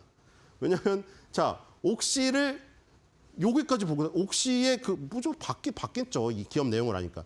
옥시가 예를 들어 여기 지금 옥시도 거의 동그라미가 거의 동그라미죠. 지금 여기 미래 실적만 좀 약하고 나머지는 괜찮아요. 과거 실적의 재무제표, 배당금 그리고 공정가치 평가도 높지가 않다는 거예요. 이거는 반대로 아주 동그라미죠. 근데 옥시가 뒤로 가보겠습니다. 차트를 갈게요. 엑슨모빌, 쉐브론, 옥시랑 같이 묶을 수 있는데 얘네가 아까 말한 대로 자기네 사업이 위축될 우려가 생기니까 탄소 포집을 열심히 공부를 했어요. 그래가지고 야, 우리가 뽑아내는 거 우리가 탄소 포집할게. 거기다가 이제 뭐가 생겼냐면 그 탄소를 포집한 대가로 그걸 팔 수가 있어요. 탄소 배출권을 팔 수가 있어요. 그러면은 우리는 탄소 포집 기술을 얘네는 돈이 많아서 막 다 만들었잖아요. 근데 돈이 없는 기업들은 어떻게 해요? 당장. 그 비싼 탄소 포집기를 달 수가 없잖아요. 지금 이 사업도 겨우겨우 꾸려가고 있는데 점심값 이 임직원 주는 것도 지금 어려운데 그걸 어떻게 해요? 그럼 어떻게 되겠어요? 엑스모빌 쉐보론 옥시로부터 탄소 배출권이라는 권리를 사와야 돼요. 탄소를 배출하려면. 그러니까 얘네들은 일석삼조 사조죠. 자, 그래서 옥시덴탈이 오히려 반사적으로 뜰 수가 있다. 머스크가 트럼프의 뒤치다거리면 그런데 그쵸, 상호 보완 관계를 하면서 탄소 포집 기술을 가진 옥시가 뜰 수가 있다. 들어가겠습니다. 자, 그다음에 이제 듀크 에너지입니다. 자, 이거는 왜 그런 듀크 에너지 조금 뾰족해요. 자, 가치는 좋고 배당은 많은데 이 실적들이 별로 안 좋아. 과거 실적은 좋은데 미래 실적이랑 재무제표가 좀 안 좋은 거죠. 이게 삐쩍거리는 이런 이게 아웃백에서 맛있죠. 이런 스테이크 모양 별로 안 좋아요. 기업에서는 스테이크죠. 뒤로 가겠습니다. 부메랑 모양. 자, 이 듀크 에너지 지금 상당히 주가가 좋은데 이건 이제 석탄 개발 관련 회사입니다. 이제 석유에서 넘어서서 석탄까지 갔어요. 아니 중국은 히토류 파고 석탄 다 파는데 왜 우리는 지금 석탄 개발을 막느냐 해가지고 듀크 에너지 CEO도 이거 발맞추어서 우리의 석탄 그 개발 사업에 이제 부흥기가 다시 도래했다. 그러니까 트럼프가 이제 석탄 개발까지 살려낼. 그러니까 트럼프는 그거예요. 안정적인 에너지원. 지금 행정명령 내릴 겁니다. 에너지 특별기구 창설하고 에너지 대전략 행정명령을 내릴 거예요. 그럼 당연히 석탄 개발 회사들이 좋을 수밖에 없어요. 다시 그걸로 돌아갈 거거든요. 값싸고 안정적인 에너지를 원하지 값비싸고 불안정한 에너지 좋아하지 않아요. 아까 말한 대로 뭐 고래를 죽이고 무슨 산을 파괴하고 이걸 떠나서 일단 값비싸고 불확실한 걸 싫어해요. 트럼프는. 그러니까 지금 당장 파서 환경오염 시키는 거는 트럼프가 머스크가 해결할 것이고 우리 일단 석탄 석유 더 판다. 이거예요. 그렇기 때문에 듀크 에너지가 석탄 개발 회사로 지금 그 유명하다. 이렇게 보시면 될 것 같고요. 그럼 마지막입니다. 조선입니다. 그 저번에 한번 나왔는데 자, 흰걸 인더스트리 회사죠. 지금 이 회사는 여기 미래 실적이 조금 약하나 이 부분은 거의 동그라미죠. 여기 좀 미래 실적만 조금 채워주면 원형이 될 텐데 이 부분이 좀 아쉽고요. 뒤로 가겠습니다. 이거는 이제 미국 조선에 관련된 거죠. 아까 그 한국, 중국, 일본 그거 표현한 거는 군함을 뺀 상선 기준이에요. 근데 왜 거기서 낙수 효과가 떨어지냐면 자, 미국 군함은 왜 저기서 군함이 빠졌냐. 군함은 미국은 건드리지 못하게 그동안 해놨거든요. 미국 기업만 만들 수 있어요. 군함은. 그 미국 조선소에서. 그런데 뭐에서 기회가 생겼냐. 그 상선에서 0.1%밖에 비중이 차지하지 않기 때문에 미국이 그 MRO에 대한 유지 보수에 대한 이 능력치도 많이 떨어져 있단 말이에요. 그러니까 군함이 그동안 20, 30년 노후화된 것들을 고치고 새로운 것들이 들어올 때까지 시간을 벌어줘야 되는데 그 시장에 대한 능력치가 없어요. 그러니까 상선에서 그 능력치를 키워왔던 거를 군함에 적용을 시킬 수 있는 거죠. 근데 군함 만드는 거는 이 회사가 만드는 거죠. 그러니까 미국 해군의 건설. 아까도 나오던데 레이건 대통령의 구호를 그대로 따라했잖아요. 그러니까 레이건 대통령이 지금 머릿속에 있어요. 트럼프는 가장 존경하는 대통령이라고. 마가를 거기서 따라 쓴 거잖아요. 레이건 때 해군이 가장 융성했어요. 대미 해군이었단 말이에요. 근데 지금 대미 해군의 이 명성이 완전 쪼그라들어 버렸잖아요. 그걸 되살리기 위해서는 이 해군함을 건조하는 이 회사에게 지금 힘이 실릴 수밖에 없습니다. 그리고 그 낙수 효과로 MRO 시장은 우리나라에 떨어지게 되겠죠. 그렇게 보시면 될 것 같습니다. 자, 그래서 오늘 한 줄 매도평인데, 자, 베이비 드릴 베이비가 들어가서 굉장히 좀 약해 보이잖아, 어감이. 근데 아까 말했듯이 저거 무시무시한 겁니다, 지금 저거. 그쵸? 무시무시한 거예요. 그래서 베이비 드릴 베이비. 이건 응애가 아니야.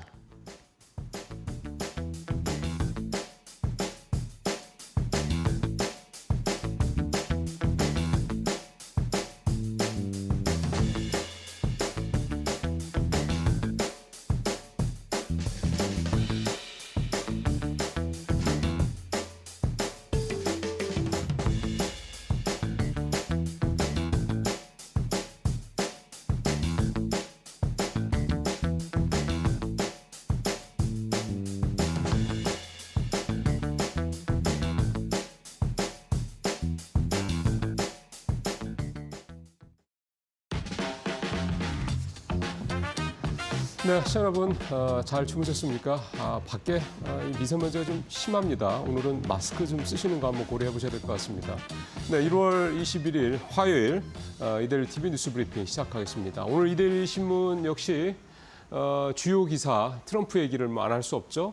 어제 트럼프와 관련된 이제 전반적인 어떤 큰 틀에서의 방향성 얘기를 했었다면 오늘 이제 이데일리 신문은 그래서 소위 말해서 이제 관세맨 트럼프의 이제 어떻게 대응할 것이냐에 대한 그 전문가들의 의견을 좀 종합을 해서 이렇게 다뤄놨습니다. 그래서 제가 오늘 가져온 이데일리 3면에 있는 기사인데요. 대미 투자 확대, 조선 산업 협력, 가스 수입 확대 이렇게 세 가지 이제 대응책을 제시를 했습니다. 일단은 뭐 트럼프 이제 40대 대통령 취임을 하면서요 여러 가지 얘기들을 했습니다. 6가지 주요 우선적인 의제도 제시를 했고 그 중에 이제 에너지와 관련된 내용도 좀 포함이 좀 돼 있고요. 전체적으로 뭐 6가지 의제를 보면 인플레 얘기, 감세, 그 다음에 에너지 패권 얘기, 뭐 일단 경제 관련돼서는 이런 내용들이 있는데 에너지 패권 관련돼서 앞서 신일섭 위원이 쭉 얘기를 했던 것처럼 그런 소위 말하는 이제 기존의 화석연료로 이제 다시 돌아가서 최대한 에너지 가격을 낮춰서 인플레를 낮추겠다. 이제 이런 전략을 뭐 예상했던 내용이긴 합니다만 이제 구사한다라는 건데 그 중에 이제 또 하나가 이제 관세 얘기가 되는 거죠. 자, 이제 관세와 관련돼서 이제 결국 이제 수출 주도 경제 구조인 우리 입장에서 봤을 때는 비상이 걸렸다 뭐 얘기를 안 할 수가 없는 거고요. 그럼 이거를 이제 과연 우리가 어떻게 대응할 것이냐 이 부분에 대한 걸 앞서 말씀대로 세 가지 대책을 좀 내는 겁니다. 첫 번째 대미 투자 확대는요. 사실은 우리가 2023년에 미국의 최대 투자국이었습니다. 그러니까 2023년, 2024년 잘 아시는 것처럼 반도체와 2차 전지, 태양광 등 이 첨단 어떤 에너지 관련된 또 그다음에 AI 관련된 이런 쪽 분야로 해서 우리가 대대적으로 투자를 했죠. 물론 그게 이제 과하다라는 지적도 있긴 합니다. 또 좀 트럼프 2기 정부가 기존에 있는 반도체 뭐 칩스법이라든가 IRA법과 관련돼서 좀 기존에 주던 혜택을 좀 줄이거나 폐지할 거라는 이런 얘기가 계속 나오고 있기 때문에 이런 부분에 대한 부담도 좀 있는 건 사실이고요. 그럼에도 불구하고 우리 기업들은 미국에 대한 수출을 좀 늘리는 방식으로 미국에 대한 어떤 그 투자를 늘리는 방식으로 이 트럼프 2기 정부의 리스크를 좀 대응을 하겠다 이런 내용들이 좀 필요하다라는 거고요. 그다음에 조선 관련돼서는 역시 이제 트럼프 대통령이 직접 얘기를 했던 바이기도 하고 앞서 뭐 쭉 들으셨습니다만 미국에 좀 굉장히 약한 산업 중에 또 하나가 이 조선 쪽이기 때문에 이 부분과 관련해서 우리 쪽의 협력이 상당히 필요하다. 이 부분을 우리가 지렛대로 삼을 필요가 있다라는 얘기를 좀 하고 있습니다. 그다음에 세 번째는 이제 이 가스 수입 확대인데요. 가스뿐만이 아니라 좀 원유도 우리가 미국에서 수입을 좀 하고 있습니다. 우리나라 전체 원유 수입 비중이 한 16% 정도가 이제 미국산 원유고, 그다음에 가스, 그러니까 천연가스는 한 10% 정도 비중이거든요. 이제 이거를 대폭 늘려야 될 거다라. 그 대폭 늘리는 방식으로 작년에 우리나라 무역 대미 무역 흑자 한 500억 달러 좀 넘었을 것으로 좀 추정이 되는데 이 부분에 대한 좀 축소가 불가피하다. 결국은 이제 대미 흑자를 줄이는 방법은 결국 미국에서 수입을 더 많이 하는 건데 미국에서 우리가 수입할 수 있는 가장 대표적인 게 에너지, 즉 원유와 가스다. 이렇게 세 가지 대응책을 좀 내놓고 있습니다. 어쨌든 이런 부분들이 실제로 이제 이루어질 가능성이 높고요. 특히 이제 에너지 수입 관련돼서는 우리뿐만 아니라 다른 나라들도 좀 대부분 다 특히 이제 미국의 흑자가 많은 나라들일수록 이 에너지 수입에 대해서 적극적으로 좀 나설 계획이다 이렇게 좀 전해주고 있습니다. 자, 두 번째는 이제 한국은행 얘기를 좀 해보도록 하겠습니다. 어제 한국은행이 이제 경제 전망을 발표하기 전에 이게 사실 되게 이례적인데요. 중간 점검을 발표를 했습니다. 이게 왜 이렇게 했을까라는 걸 생각을 해보면 한국은행 입장에서 봤을 때는 지난주에 금통위에서 이제 금리를 이제 이 동결을 하면서 지금 이대로라면 이제 곧 금리를 내려야 될 가능성이 높다. 그러니까 2월달 금통위 때 금리를 내릴 가능성을 상당히 강력하게 시사를 한 건데 그때 이창용 총재가 기자간담회에서 했던 중요한 내용 중에 하나가 우리 성장률 전망치가 내려갈 수밖에 없을 거다라는 얘기를 했습니다. 정치적 불확실성이라는 이런 부분들 때문이라고 지적을 했고요. 이제 그 얘기가 나오고 나서 바로 이제 불과 일주일도 안 돼서 한국은행에서는 경제 성장률 전망치를 이제 하향 조정하는 그런 중간 점검 내용을 발표를 했습니다. 원래 한국은행의 올해 성장률 전망치 1.9%였죠. 이거를 1.6에서 1.7%. 그러니까 크게는 0.3%포인트, 적게는 0.2%포인트 좀 내렸다 이렇게 얘기를 하고 있고요. 공교롭게도 이렇게 0.2에서 0.3%포인트의 이 하락분은 사실은 이제 지난해 12.3 비상계엄 사태 이후에 좀 벌어지고 있는 국내 정책 불확실성 이 여파가 거의 국내 경제에 미치는 영향을 반영한 부분이다 이렇게 볼 수가 있겠습니다. 그러니까 결국은 이런 불확실성만 없었으면 대략 1.9에서 2% 정도 사이에 우리 잠재 성장률 수준의 성장을 했었을 건데 그게 생기면서 이제 그만큼 까먹은 거다 이렇게 얘기를 하는 건데요. 그래서 이제 한국은행에서 어제 이 중간 점검을 얘기를 발표를 하면서 또 나온 얘기가 이제 결국 이제 정부의 또는 이제 어떤 대대적인 재정 정책, 즉 추경과 같은 이런 어떤 재정 정책이 필요하다라는 얘기를 다시 했습니다. 지금 시중에서 나오고 있는 얘기들은 적게는 한 20조 정도, 많게는 한 50조까지 얘기가 좀 나오고 있는데요. 한국은행에서는 20조 정도를 좀 주장을 좀 하고 있는 상황이고요. 그러니까 결국은 20조 이상의 추경이 편성돼서 뭔가 이 마중물이 들어가 줘야 지금 우리가 까먹을 수도 있는 이 0.2에서 0.3%포인트의 성장률을 다시 복원할 수 있다. 이게 이제 한국은행의 생각이라고 좀 볼 수가 있겠습니다.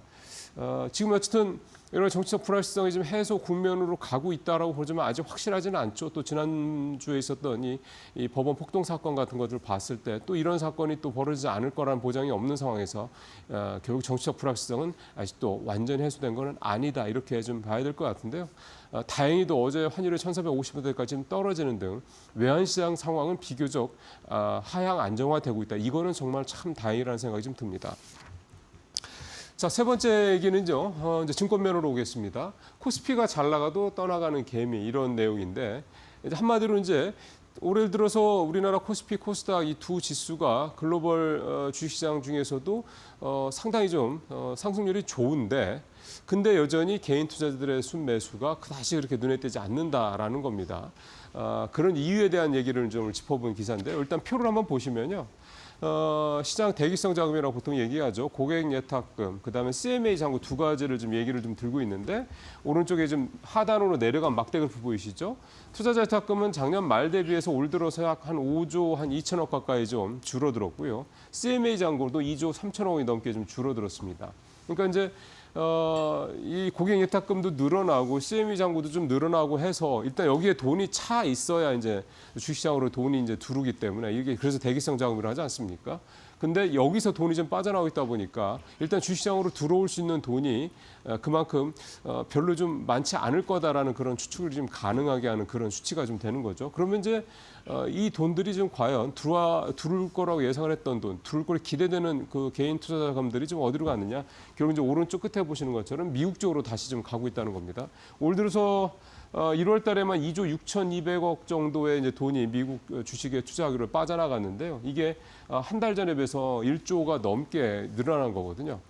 그러니까 여전히 우리 개인 투자자들 이제 서학개미로 이제 대변되는 부분들, 그러니까 이 미국에 대한 투자 부분이 새해 들어서도 여전히 강하게 진행이 좀 되고 있다라는 좀 하는 거고요. 결국 이제 우리 시장이 이제 본격적으로 특히 이제 우리 시장의 대장주라고 할 수 있는 이 반도체라든가 지금 개인들이 많이 갖고 있는 2차 전지라든가 이런 쪽에 주가가 본격적으로 반등하지 않는 한 아무래도 개인 투자자들의 자금이 대거 국내 시장으로 유입되는 거는 조금 더 기다려봐야 되지 않겠느냐. 일단 그런 부분들을 좀 개인들은 좀 보고 있는 게 아니냐 이런 생각도 좀 듭니다. 다행스러운 거는 여러 가지 제도적인 미비점들은 좀 계속해서 하나씩 개선되고 있다라는 점. 그런 부분들은 개인 투자자들이 다시 국내 시장으로 돌아올 수 있는 뭔가 기반은 조금씩 좀 잡혀가고 있다. 이렇게도 볼 수 있겠습니다. 자, 오늘 마지막 기사는 이제 2차 전지 얘기를 좀 해볼 텐데요. 어제 2차 전지 비상대책 TF가 구성이 됐습니다. 이게 이제 뭐냐면 정부와 그다음에 이제 2차 전지 관련된 협회, 그다음에 2차 전지 회사들, 이 민관이 이제 합동으로 2차 전지와 친환경차의 경쟁력을 어떻게 하면 강화하실 거냐에 대한 이제 협의를 하는 그런 협의체가 좀 만들어진 건데요. 일단 주요 내용부터 보시면 정부 차원에서 이제 자금 수요에 대응하기 위해서 정책 금융을 확대하겠다는 내용이 들어 있고, 그다음에 이제 우리가 굉장히 좀 미진한 게 이 소재 부분 아니겠습니까? 이 광물이라든가 이쪽 부분. 그래서 핵심 소재라든가 광물 공급망의 다변화. 사실 저에게는 이제 한꺼풀 베껴 보면 결국 이제 중국에 너무 의존도가 높으니 지금 미국향 수출이라든가 이런 부분들 관련해서 특히 트럼프 2기 정부 출범 관련해서 이 부분에 대한 어떤 그 차단이라든가 압박이라든가 견제가 굉장히 심하니까 결국 중국 의존도를 대폭 낮추기 위한 방법을 찾자 이제 이런 얘기가 되겠고요. 거기에 위해서는 또 돈이 들어가니까 이를 공급망 안정화 기금이라는 형태를 통해서 이 부분을 좀 계속해서 중국에 대한 의존도를 낮춰가겠다 이런 뜻으로 좀 보면 될 것 같고요. 국가 전략 기술 범위에 2차 전지 핵심 광물 관련 기술도 추가한다. 여러 가지 규제도 완화하겠다 이런 내용들이 좀 포함이 되어 있습니다. 어제 2차 전지주들 이 소식이 전해지면서 상당히 좀 많이 올랐습니다. 대부분 다 좀 올랐고요. 이런 모습들이 있고 또 하나는 이런 어떤 TF팀 구성 소식에다 더해서 국내 증권사 한 증권사에서도 2차 전지주에서 이제 대표적인 이제 소재 중에 하나인 에코프로비엠에 대해서 중립해서 매수로 투자 의견을 상향한 그런 리포트가 22개월 만에 처음 나왔다는 소식도 어제 전해졌죠. 이런 부분들이 이제 시장에 좀 작용을 하면서 어제 2차 전지주가 강세를 보였습니다. 다만 어제 오후에 나온 내용 중에 하나가 현대차의 이제 세 개 모델이 미국에서 이 2차 전기차 보조금 지급에서 이제 제외됐다는 소식이 좀 또 늦게 전해졌습니다. 그래서 이제 이게 과연 이제 어떤 식으로 영향을 미칠까가 이제 아무래도 오늘 시장에서는 또 하나의 관전 포인트가 좀 될 것 같고요. 기아의 두 모델은 이제 다행히 이 전기차 지원금 대상이 좀 돼서요. 일단 현대차가 이 부분 잘 알고 있을 거고 이 부분을 좀 해소하기 위해서 미국 내 어떤 생산 부분 이런 부분에 있어서의 어떤 대응책들을 좀 빠르게 마련할 것이다 이런 기대감도 좀 나오고 있습니다. 네, 뉴스 브리핑 여기서 마치도록 하겠습니다.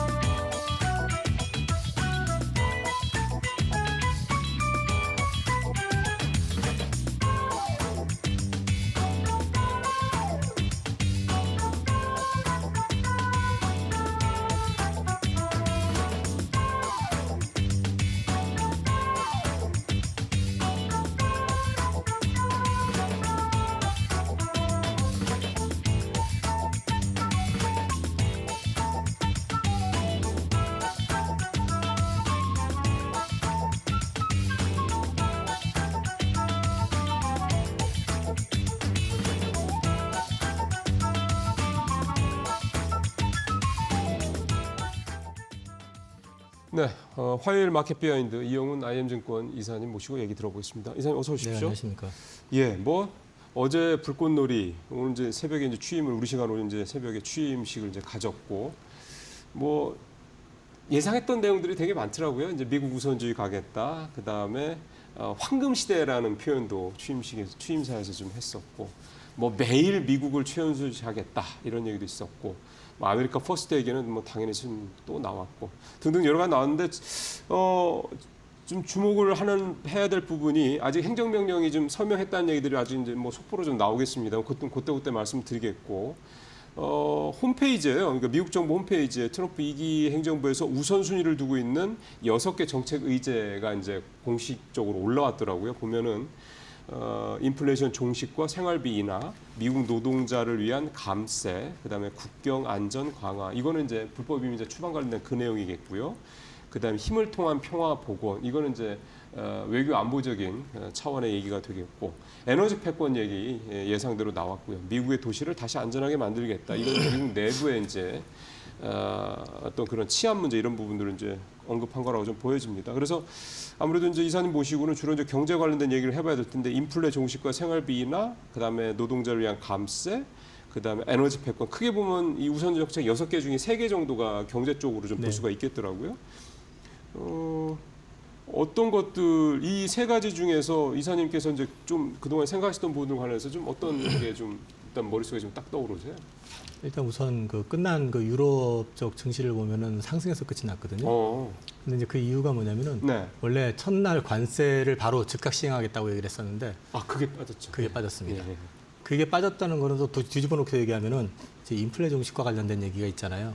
아 그러면 그래서 이제 이게 들어가 있구나. 그게 협상용이라는 얘기를 계속했었고 네. 아마도 이제 관세를 부과는 하긴 할 것 같은데 이제 생각했던 것처럼 아주 강력하게 일괄 관세 이런 거보다는 그때 맞춰가지고 자기네들이 이제 예를 들어 가지고 수입하는데 대체 수단이 없을 때는 네. 관세를 부과 안 하고 또 이제 대체 수단이 있을 때 같은 경우는 좀 강하게 부과하고 또 심하게 말씀드리면 적성국 내지는 자기들하고 좀 반하는 경쟁 국가한테는 좀 관세를 세게 부과하는 반면에 이제 말 좀 듣고 이렇게 따라오는 쪽 내지는 이제 투자하는 쪽 이런 쪽에는 또 관세를 좀 낮춰주는 이런 식으로 해가지고 하겠다라는 좀 의지가 들어가 있는 거 아니냐. 완전히 길들이기예요. 예. 그리고 뭐 사실 이제 미국 중심의 세계를 만들겠다는 얘기니까. 그렇죠. 네. 네, 그거를 일단 저는 이제 지켜봤고 네. 두 번째는 지금 뭐 감세나 뭐 이런 것들은 어차피 맞습니다. 일기 때도 했었던 예, 거니까. 맞습니다. 그리고 또 사실 우리하고 직결되는 문제는 아니잖아요. 그렇죠. 그렇죠. 그러니까 이제 이거는 뭐 그냥 보셔도 될 것 같고 이제 에너지 패권 관련된 부분 해서 결국 가가지고는 이번에 그 드릴 베이비 드릴이라고 했나요? 그 저기 계속 파내라고. 그러니까 이제 석유. 원유하고 그러니까 네. 셰일 오일, 셰일 가스를 그동안에는 개발을 좀 제한을 했었는데 바이든 정부 때는 환경 문제 때문에 이제 그거 다 이제 폐기하고 그 네. 얘기가 좀 있더라고요. 그거를 하겠다라고 했고 네. 이 얘기도 결국은 인플레를 잡는 데는 플러스 요인이 되겠죠. 그렇죠. 근데 아무래도 그 에너지가 많이 생산이 되면 가격이 내려갈 여지가 그렇죠. 높으니까. 그러니까 트럼프는 어느 정도 계산을 하고 지금 대응을 하는 것 같고 네네. 그러면서도 자기 그 우군 세력 자기의 어떤 뒷배경이 되는 화석연료 관련된 쪽 그렇죠. 이쪽을 챙겨주고 그 관계 속에서 이제 우리나라 같은 경우는 미국이 석유를 많이 파내고 생산을 해가지고 팔기 시작하면 유가 떨어질 거고 LNG도 당연히 단가는 좀 낮아질 수 있으니까 낮아지겠죠. 우리한테도 나쁜 건 아니다. 더군다나 우리는 수송선 LNG 수송선. LNG도 있고 또 오일도 있고 그래서 이제 VLCC도 지금 쇼티지라고 하니까요. 그럼 이런 것들이 우리들한테는 또 다른 기회가 될 수 있는 이제 그런 부분은 보인다. 근데 이제 조선 쪽이 기회가 요인이 많긴 하네요. 그래서 조선주는 좀 길게 보시는 게 맞다라는 말씀 계속 드리는 거고. 네. 그다음에 이제 전기차 관련해 가지고 언급을 한 게 있어요. 네. 네, 전기차 관련해 가지고 이제 언급을 했는데 이거는 이제 의무화를 폐지하겠다. 그렇죠. 근데 이제 거기 예역이 중에서 보조금이라든지 이런 것들을 갖다가 없애겠다는 얘기를 또 슬쩍 했던 것 같아요. 근데 이제 이게 어떤 정도 규모로 어느 수위로 시행이 되느냐 이제 이걸 좀 지켜봐야 되는데 조금 아쉬운 건 이게 협상이라는 거는 대등한 조건에서 협상이 돼야 되는데 우리 이미 다 들어가고 다 줘버렸잖아요. 그렇죠. 예. 주고 나서 결과를 기다리는 입장이다 보니까 그게 조금 불안한 건 있는 거죠. 협상권이 우리가 약한 거죠 지금 상황에서는. 네. 그래서 그거는 좀 지켜볼 필요가 있다. 그리고 특이점으로는 네. 오늘 그 가상화폐 관련해 가지고 네. 그거를 핵심 자산으로 지정을 하겠다는 얘기를 안 했어요. 그래서 비트코인이 오늘 주가가 빠졌죠. 그 원래 사실은 이미 다 나왔던 얘기였는데 이것도 될 거라고. 근데 이번에 일단 어쨌든 취임사에는 네. 그게 얘기가 없었습니다. 아, 그래서 뭐 그 정도로 한번 이제 정리를 해서 봐야 될 것 같아요. 그러면 조금 하나하나 이게 이제 결국은 말씀하셨던 걸 좀 종합을 해보면 에너지 가격이 떨어질 가능성이 높은데 결국은 미국이 원유가 됐든 천연가스가 됐든 글로벌하게 자기네에서 많이 이제 뭐 개발을 해서 그걸 결국 이제 해외에 수출하겠다는 얘기니까. 네. 그래서 이제 미국의 이 경상유지 적자를 줄이겠다는 의도니까. 그럴 경우 중요한 건 그걸 날르는 게 배니까. 그거에 있어서는 우리 조선업에 대한 어떤 기대감은 여전히 갖고 가면 될 것 같다라는 말씀이 되겠고, 그 다음에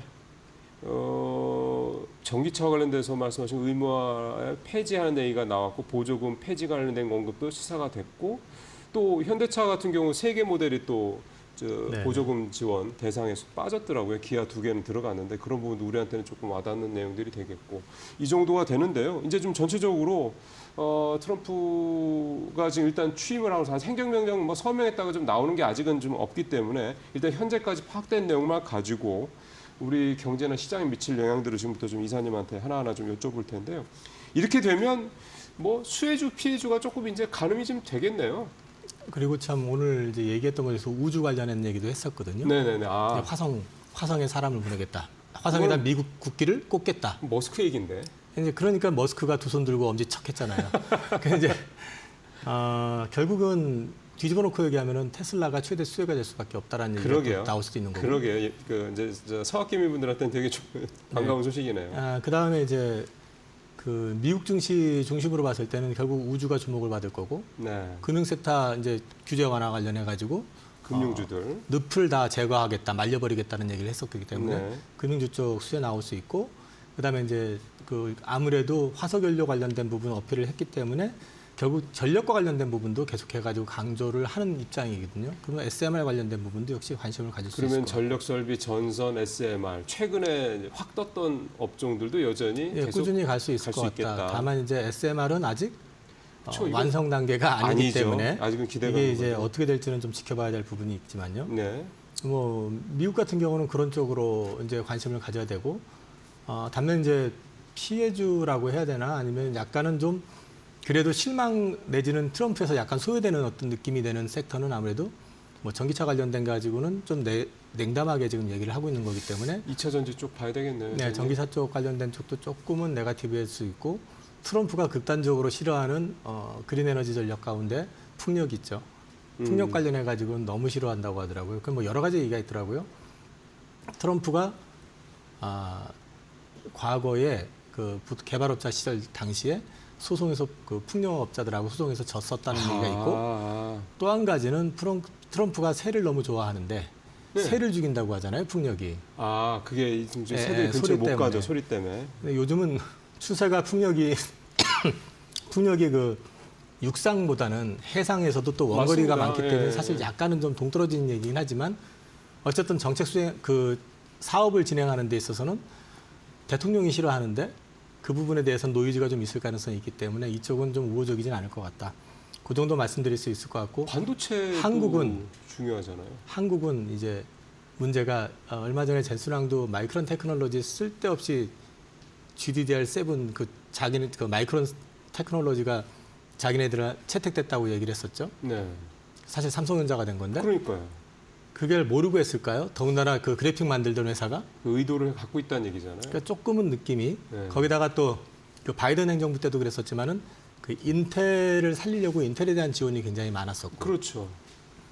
그렇게 보면은 결국 가가지고 좀 아무래도 우리가 이제 반도체 여전히 강국이긴 하지만은 그 미국 중심으로 전체적인 그림을 좀 그려가는 데 있어서 약간의 불이익. 지금 당장에도 중국 쪽으로 이제 그 수출을 하는 데 있어가지고 칩을 좀 제한을 하려고 하고 있는데 그렇잖아요. 예. 거기에 직결되는 게 이제 우리 삼성이 좀 연결되잖아요. 삼성전자가 좀 그러니까 비중이 높죠. 그런 부분들까지 감안을 해서 본다 그러면 우리나라 반도체 같은 경우는 기회보다는 약간의 리스크도 있을 수 있다. 예. 그 정도 보시면 될 것 같습니다. 그렇습니다. 이게 원래 젠슨왕의 원래 루틴이 매년 연초 루틴이 이제 이 설 그러니까 이제 이거 이제 다 어디가 다 똑같으니까 이 아시아권은 그때 이제 대만하고 중국을 방문한다고 하더라고요. 근데 이번에 중국 가가지고 이제 뭐 베이징에서 뭐 하여간 굉장히 중요한 어떤 곳이다 등등등 이런 얘기를 했다는 소식이 전해지는 거 보면 그런 얘기들을 이제 트럼프가 썩 그렇게 뭐 이렇게 달가워할 것 같지도 않다는 생각도 좀 들고 그래서 어쨌든 반도체는 지금 이사님 말씀하신 대로 일단은 조금 세모표 정도로 좀 두고 봐야 될 것 같고 풍력은 트럼프가 개인적으로 별로 안 좋아하는 분야라고 얘기를 한다니 이거는 밑에 있는 실무자들이 굳이 뭐 대통령이 싫어하는 거를 뭐 정책을 굳이 만들어서 할 거 별로 같지는 않고 그리고 2차 전지도 조금 좀 봐야 될 부분인 것 같고 그럼 정리를 하면 우주항공 금융주 뭐 이런 쪽 그다음에 전력기기 전선 이런 에너지 관련된 이런 쪽들은 여전히 괜찮을 것 같다. 조선하고요. 그리고 이제 2차 전지는 풍력은 조금 그다음에 반도체까지도 조금 이제 신중하게 좀 접근해야 될 것 같다. 이렇게 좀 볼 수가 있겠습니다. 일단 업종별로는 이 정도 좀 정리를 좀 해볼 수가 있겠고요. 행정명령이 이제 구체적으로 나온다고 그러니까 이제 그런 것들을 보고 난 다음에 이제 이번 주 금요일이나 다음 주 초쯤에 다시 이사님 나오셨을 때 한번 또 종합적으로 정리를 해서 영향 여부를 좀 판단을 좀 해보도록 하겠습니다. 좀 나왔는데요.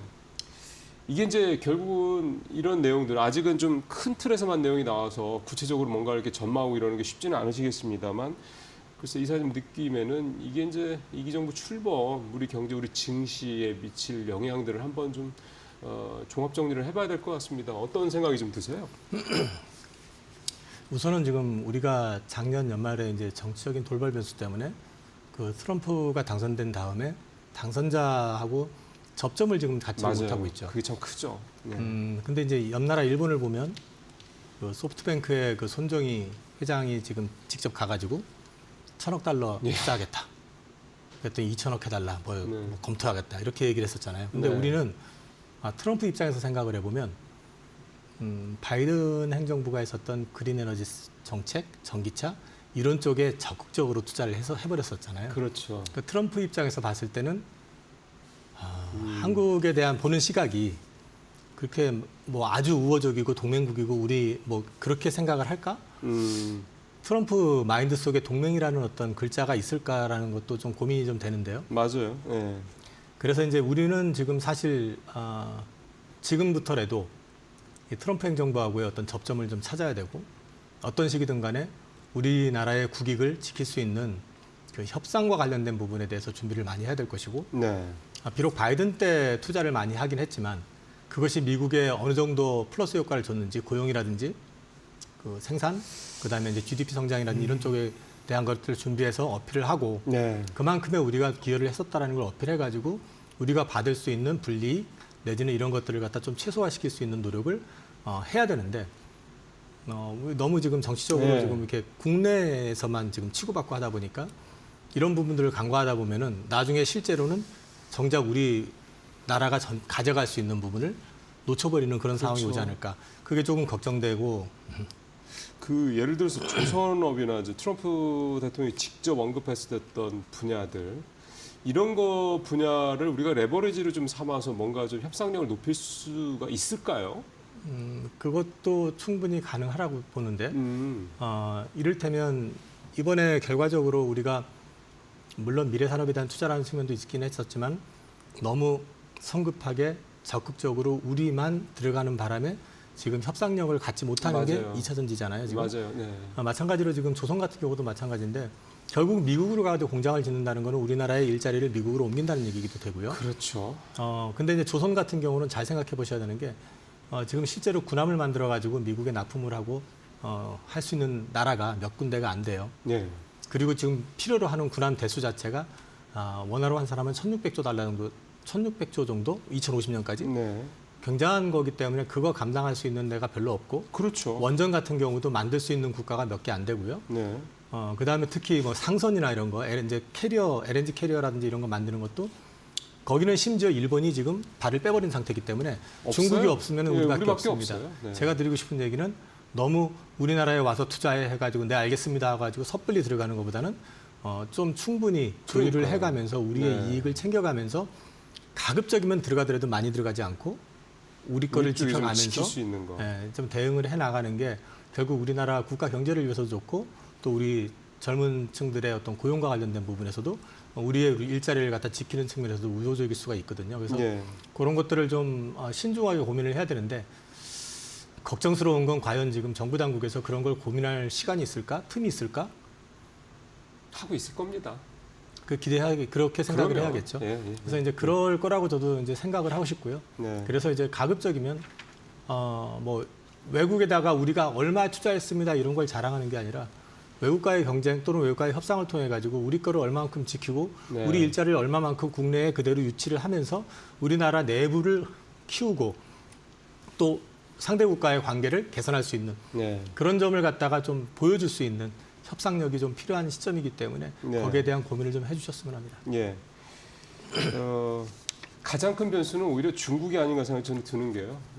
지금 최근에 취임 전에 이제 트럼프 당선인 마지막 이제 시절이죠.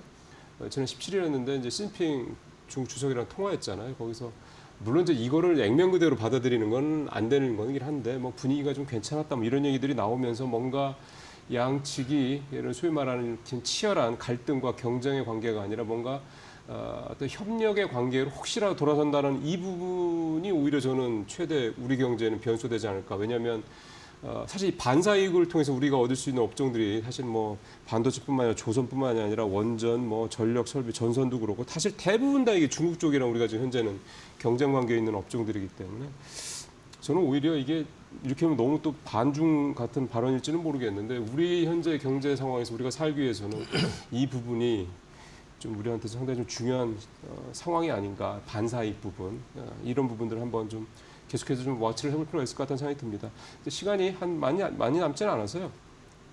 하나만 좀 더 이사님 오시면 여쭤보고 싶었던 게 BOJ 얘기인데요. 지금 분위기가 금리를 올릴 것 같은 분위기로 자꾸 나오네요. 올릴 것 같습니다. 제가 보기에도. 아 그래요? 올려야 될 것 같고요. 네. 근데 이제 오늘 환율이 급락한 것 같더라고요. 그러니까 이제 원화 강세가 나와서 1,430원대 거기까지 지금 떨어진 것 같은데 와우, 그럼 뭐 대단하네요. 예. 그 이유가 첫날 관세 얘기를 안 했다는 얘기죠. 아 역시. 예. 예, 그러니까 이제 트럼프 다운 대응이었었다라고 저는 생각을 하는데 그럼에도 불구하고 아마 지금 엔화가 150엔대 중반 예. 초반 뭐 그 정도 와 있을 텐데 155.5엔이에요 지금. 엔달러 환율이. 지금 엔화가 금리 인상을 하면 또 발작을 할 거다. 그래서 폭락할 거다라는 우려들을 하고 있는데 제가 볼 때는 이번에는 그렇게 심하지는 않을 거다. 일단 학습도 된 것도 있고 네. 지금 미국의 금리하고 일본의 금리 차이가 워낙에 크기 때문에 예. 그것 때문에 확 돌아서기는 쉽지 않다. 그다음에 또 한 가지는 일본 내부적으로 봤을 때도 지금 물가 때문에 불만이 많고 그렇죠. 정치적으로도 지금 많이 불안정한 상황에서 결국엔 어떤 식이든 또 내부를 단속을 해야 될 필요도 있을 거고 또 하나 지금 이번에 1월 달은 지금 금리 미국 FOMC 같은 경우는 동결이 지금 거의 얘기가 돼 이렇게 있잖아요. 되니까. 예. 그러면 금리를 일본이 올릴 수 있는 어찌 보면 마지막일 수도 있다. 그렇기 때문에 저는 이번에는 좀 올려야 될 가능성이 올릴 가능성이 높지 않을까. 그리고 올린다고 해서 만약에 충격을 받는다 심하지 않을 거고 또 그거는 단기적일 우리한테 거고. 예. 기회가 될 수도 있다. 그렇게 보고 있습니다. 그리고 다만 네. 작년 같은 경우는 엔화하고 원화가 동조하는 흐름이었거든요. 그렇죠. 엔화 강세면 우리도 강세고 엔화 약세면 우리도 약세고. 차이가 좀 있을 뿐이지. 그 흐름이 올해도 만약에 유지가 되는지 된다 그러면 우리한테 이제 원화가 워낙에 지금 약세잖아요. 뭐, 이렇게 지나친 약세는 우리한테 경제적으로 봐서 좋지 않습니다. 그러면. 네. 그렇기 때문에 이제 이런 부분들이 만약에 어느 정도 일정 부분 동조가 돼준다 그러면 이게 또 결국은 우리나라 증시 쪽으로 외국인 자금이 들어올 수 있는 그렇죠. 여건도 만들어질 수 있다는 측면에서 지금 우호적이다. 말씀하신 대로 1,440원, 30원대까지 떨어지고 그러면 벌써 나아진 거고요. 시간이 한 10초만 엔캐리 트레이드는 그럼 그거에 대한 불안감은 그만큼 좀 낮춰도 되겠네요. 엔캐리 트레이드 작년 8월도 없었고요. 네. 엔캐리 트레이드보다는 그걸 염두에 둔 파생 상품의 청산이 나오면서 작년에 흔들렸던 거지. 아직까지는 지금 엔캐리가 지금 발생한 상황은 아닌 것 같습니다. 알겠습니다. 그 부분에 대한 걱정도 여러분께서 이번에 조금 더 하셔도 될 것 같습니다. 네, 오늘 IM증권 이용훈 이사님과 얘기 나눠봤습니다. 말씀 잘 들었습니다. 예, 잠시 후에 마키나 일부에서 구체적인 또 시장 얘기, 투자 전략 짜보도록 하겠습니다. 잠시 후에 뵙겠습니다.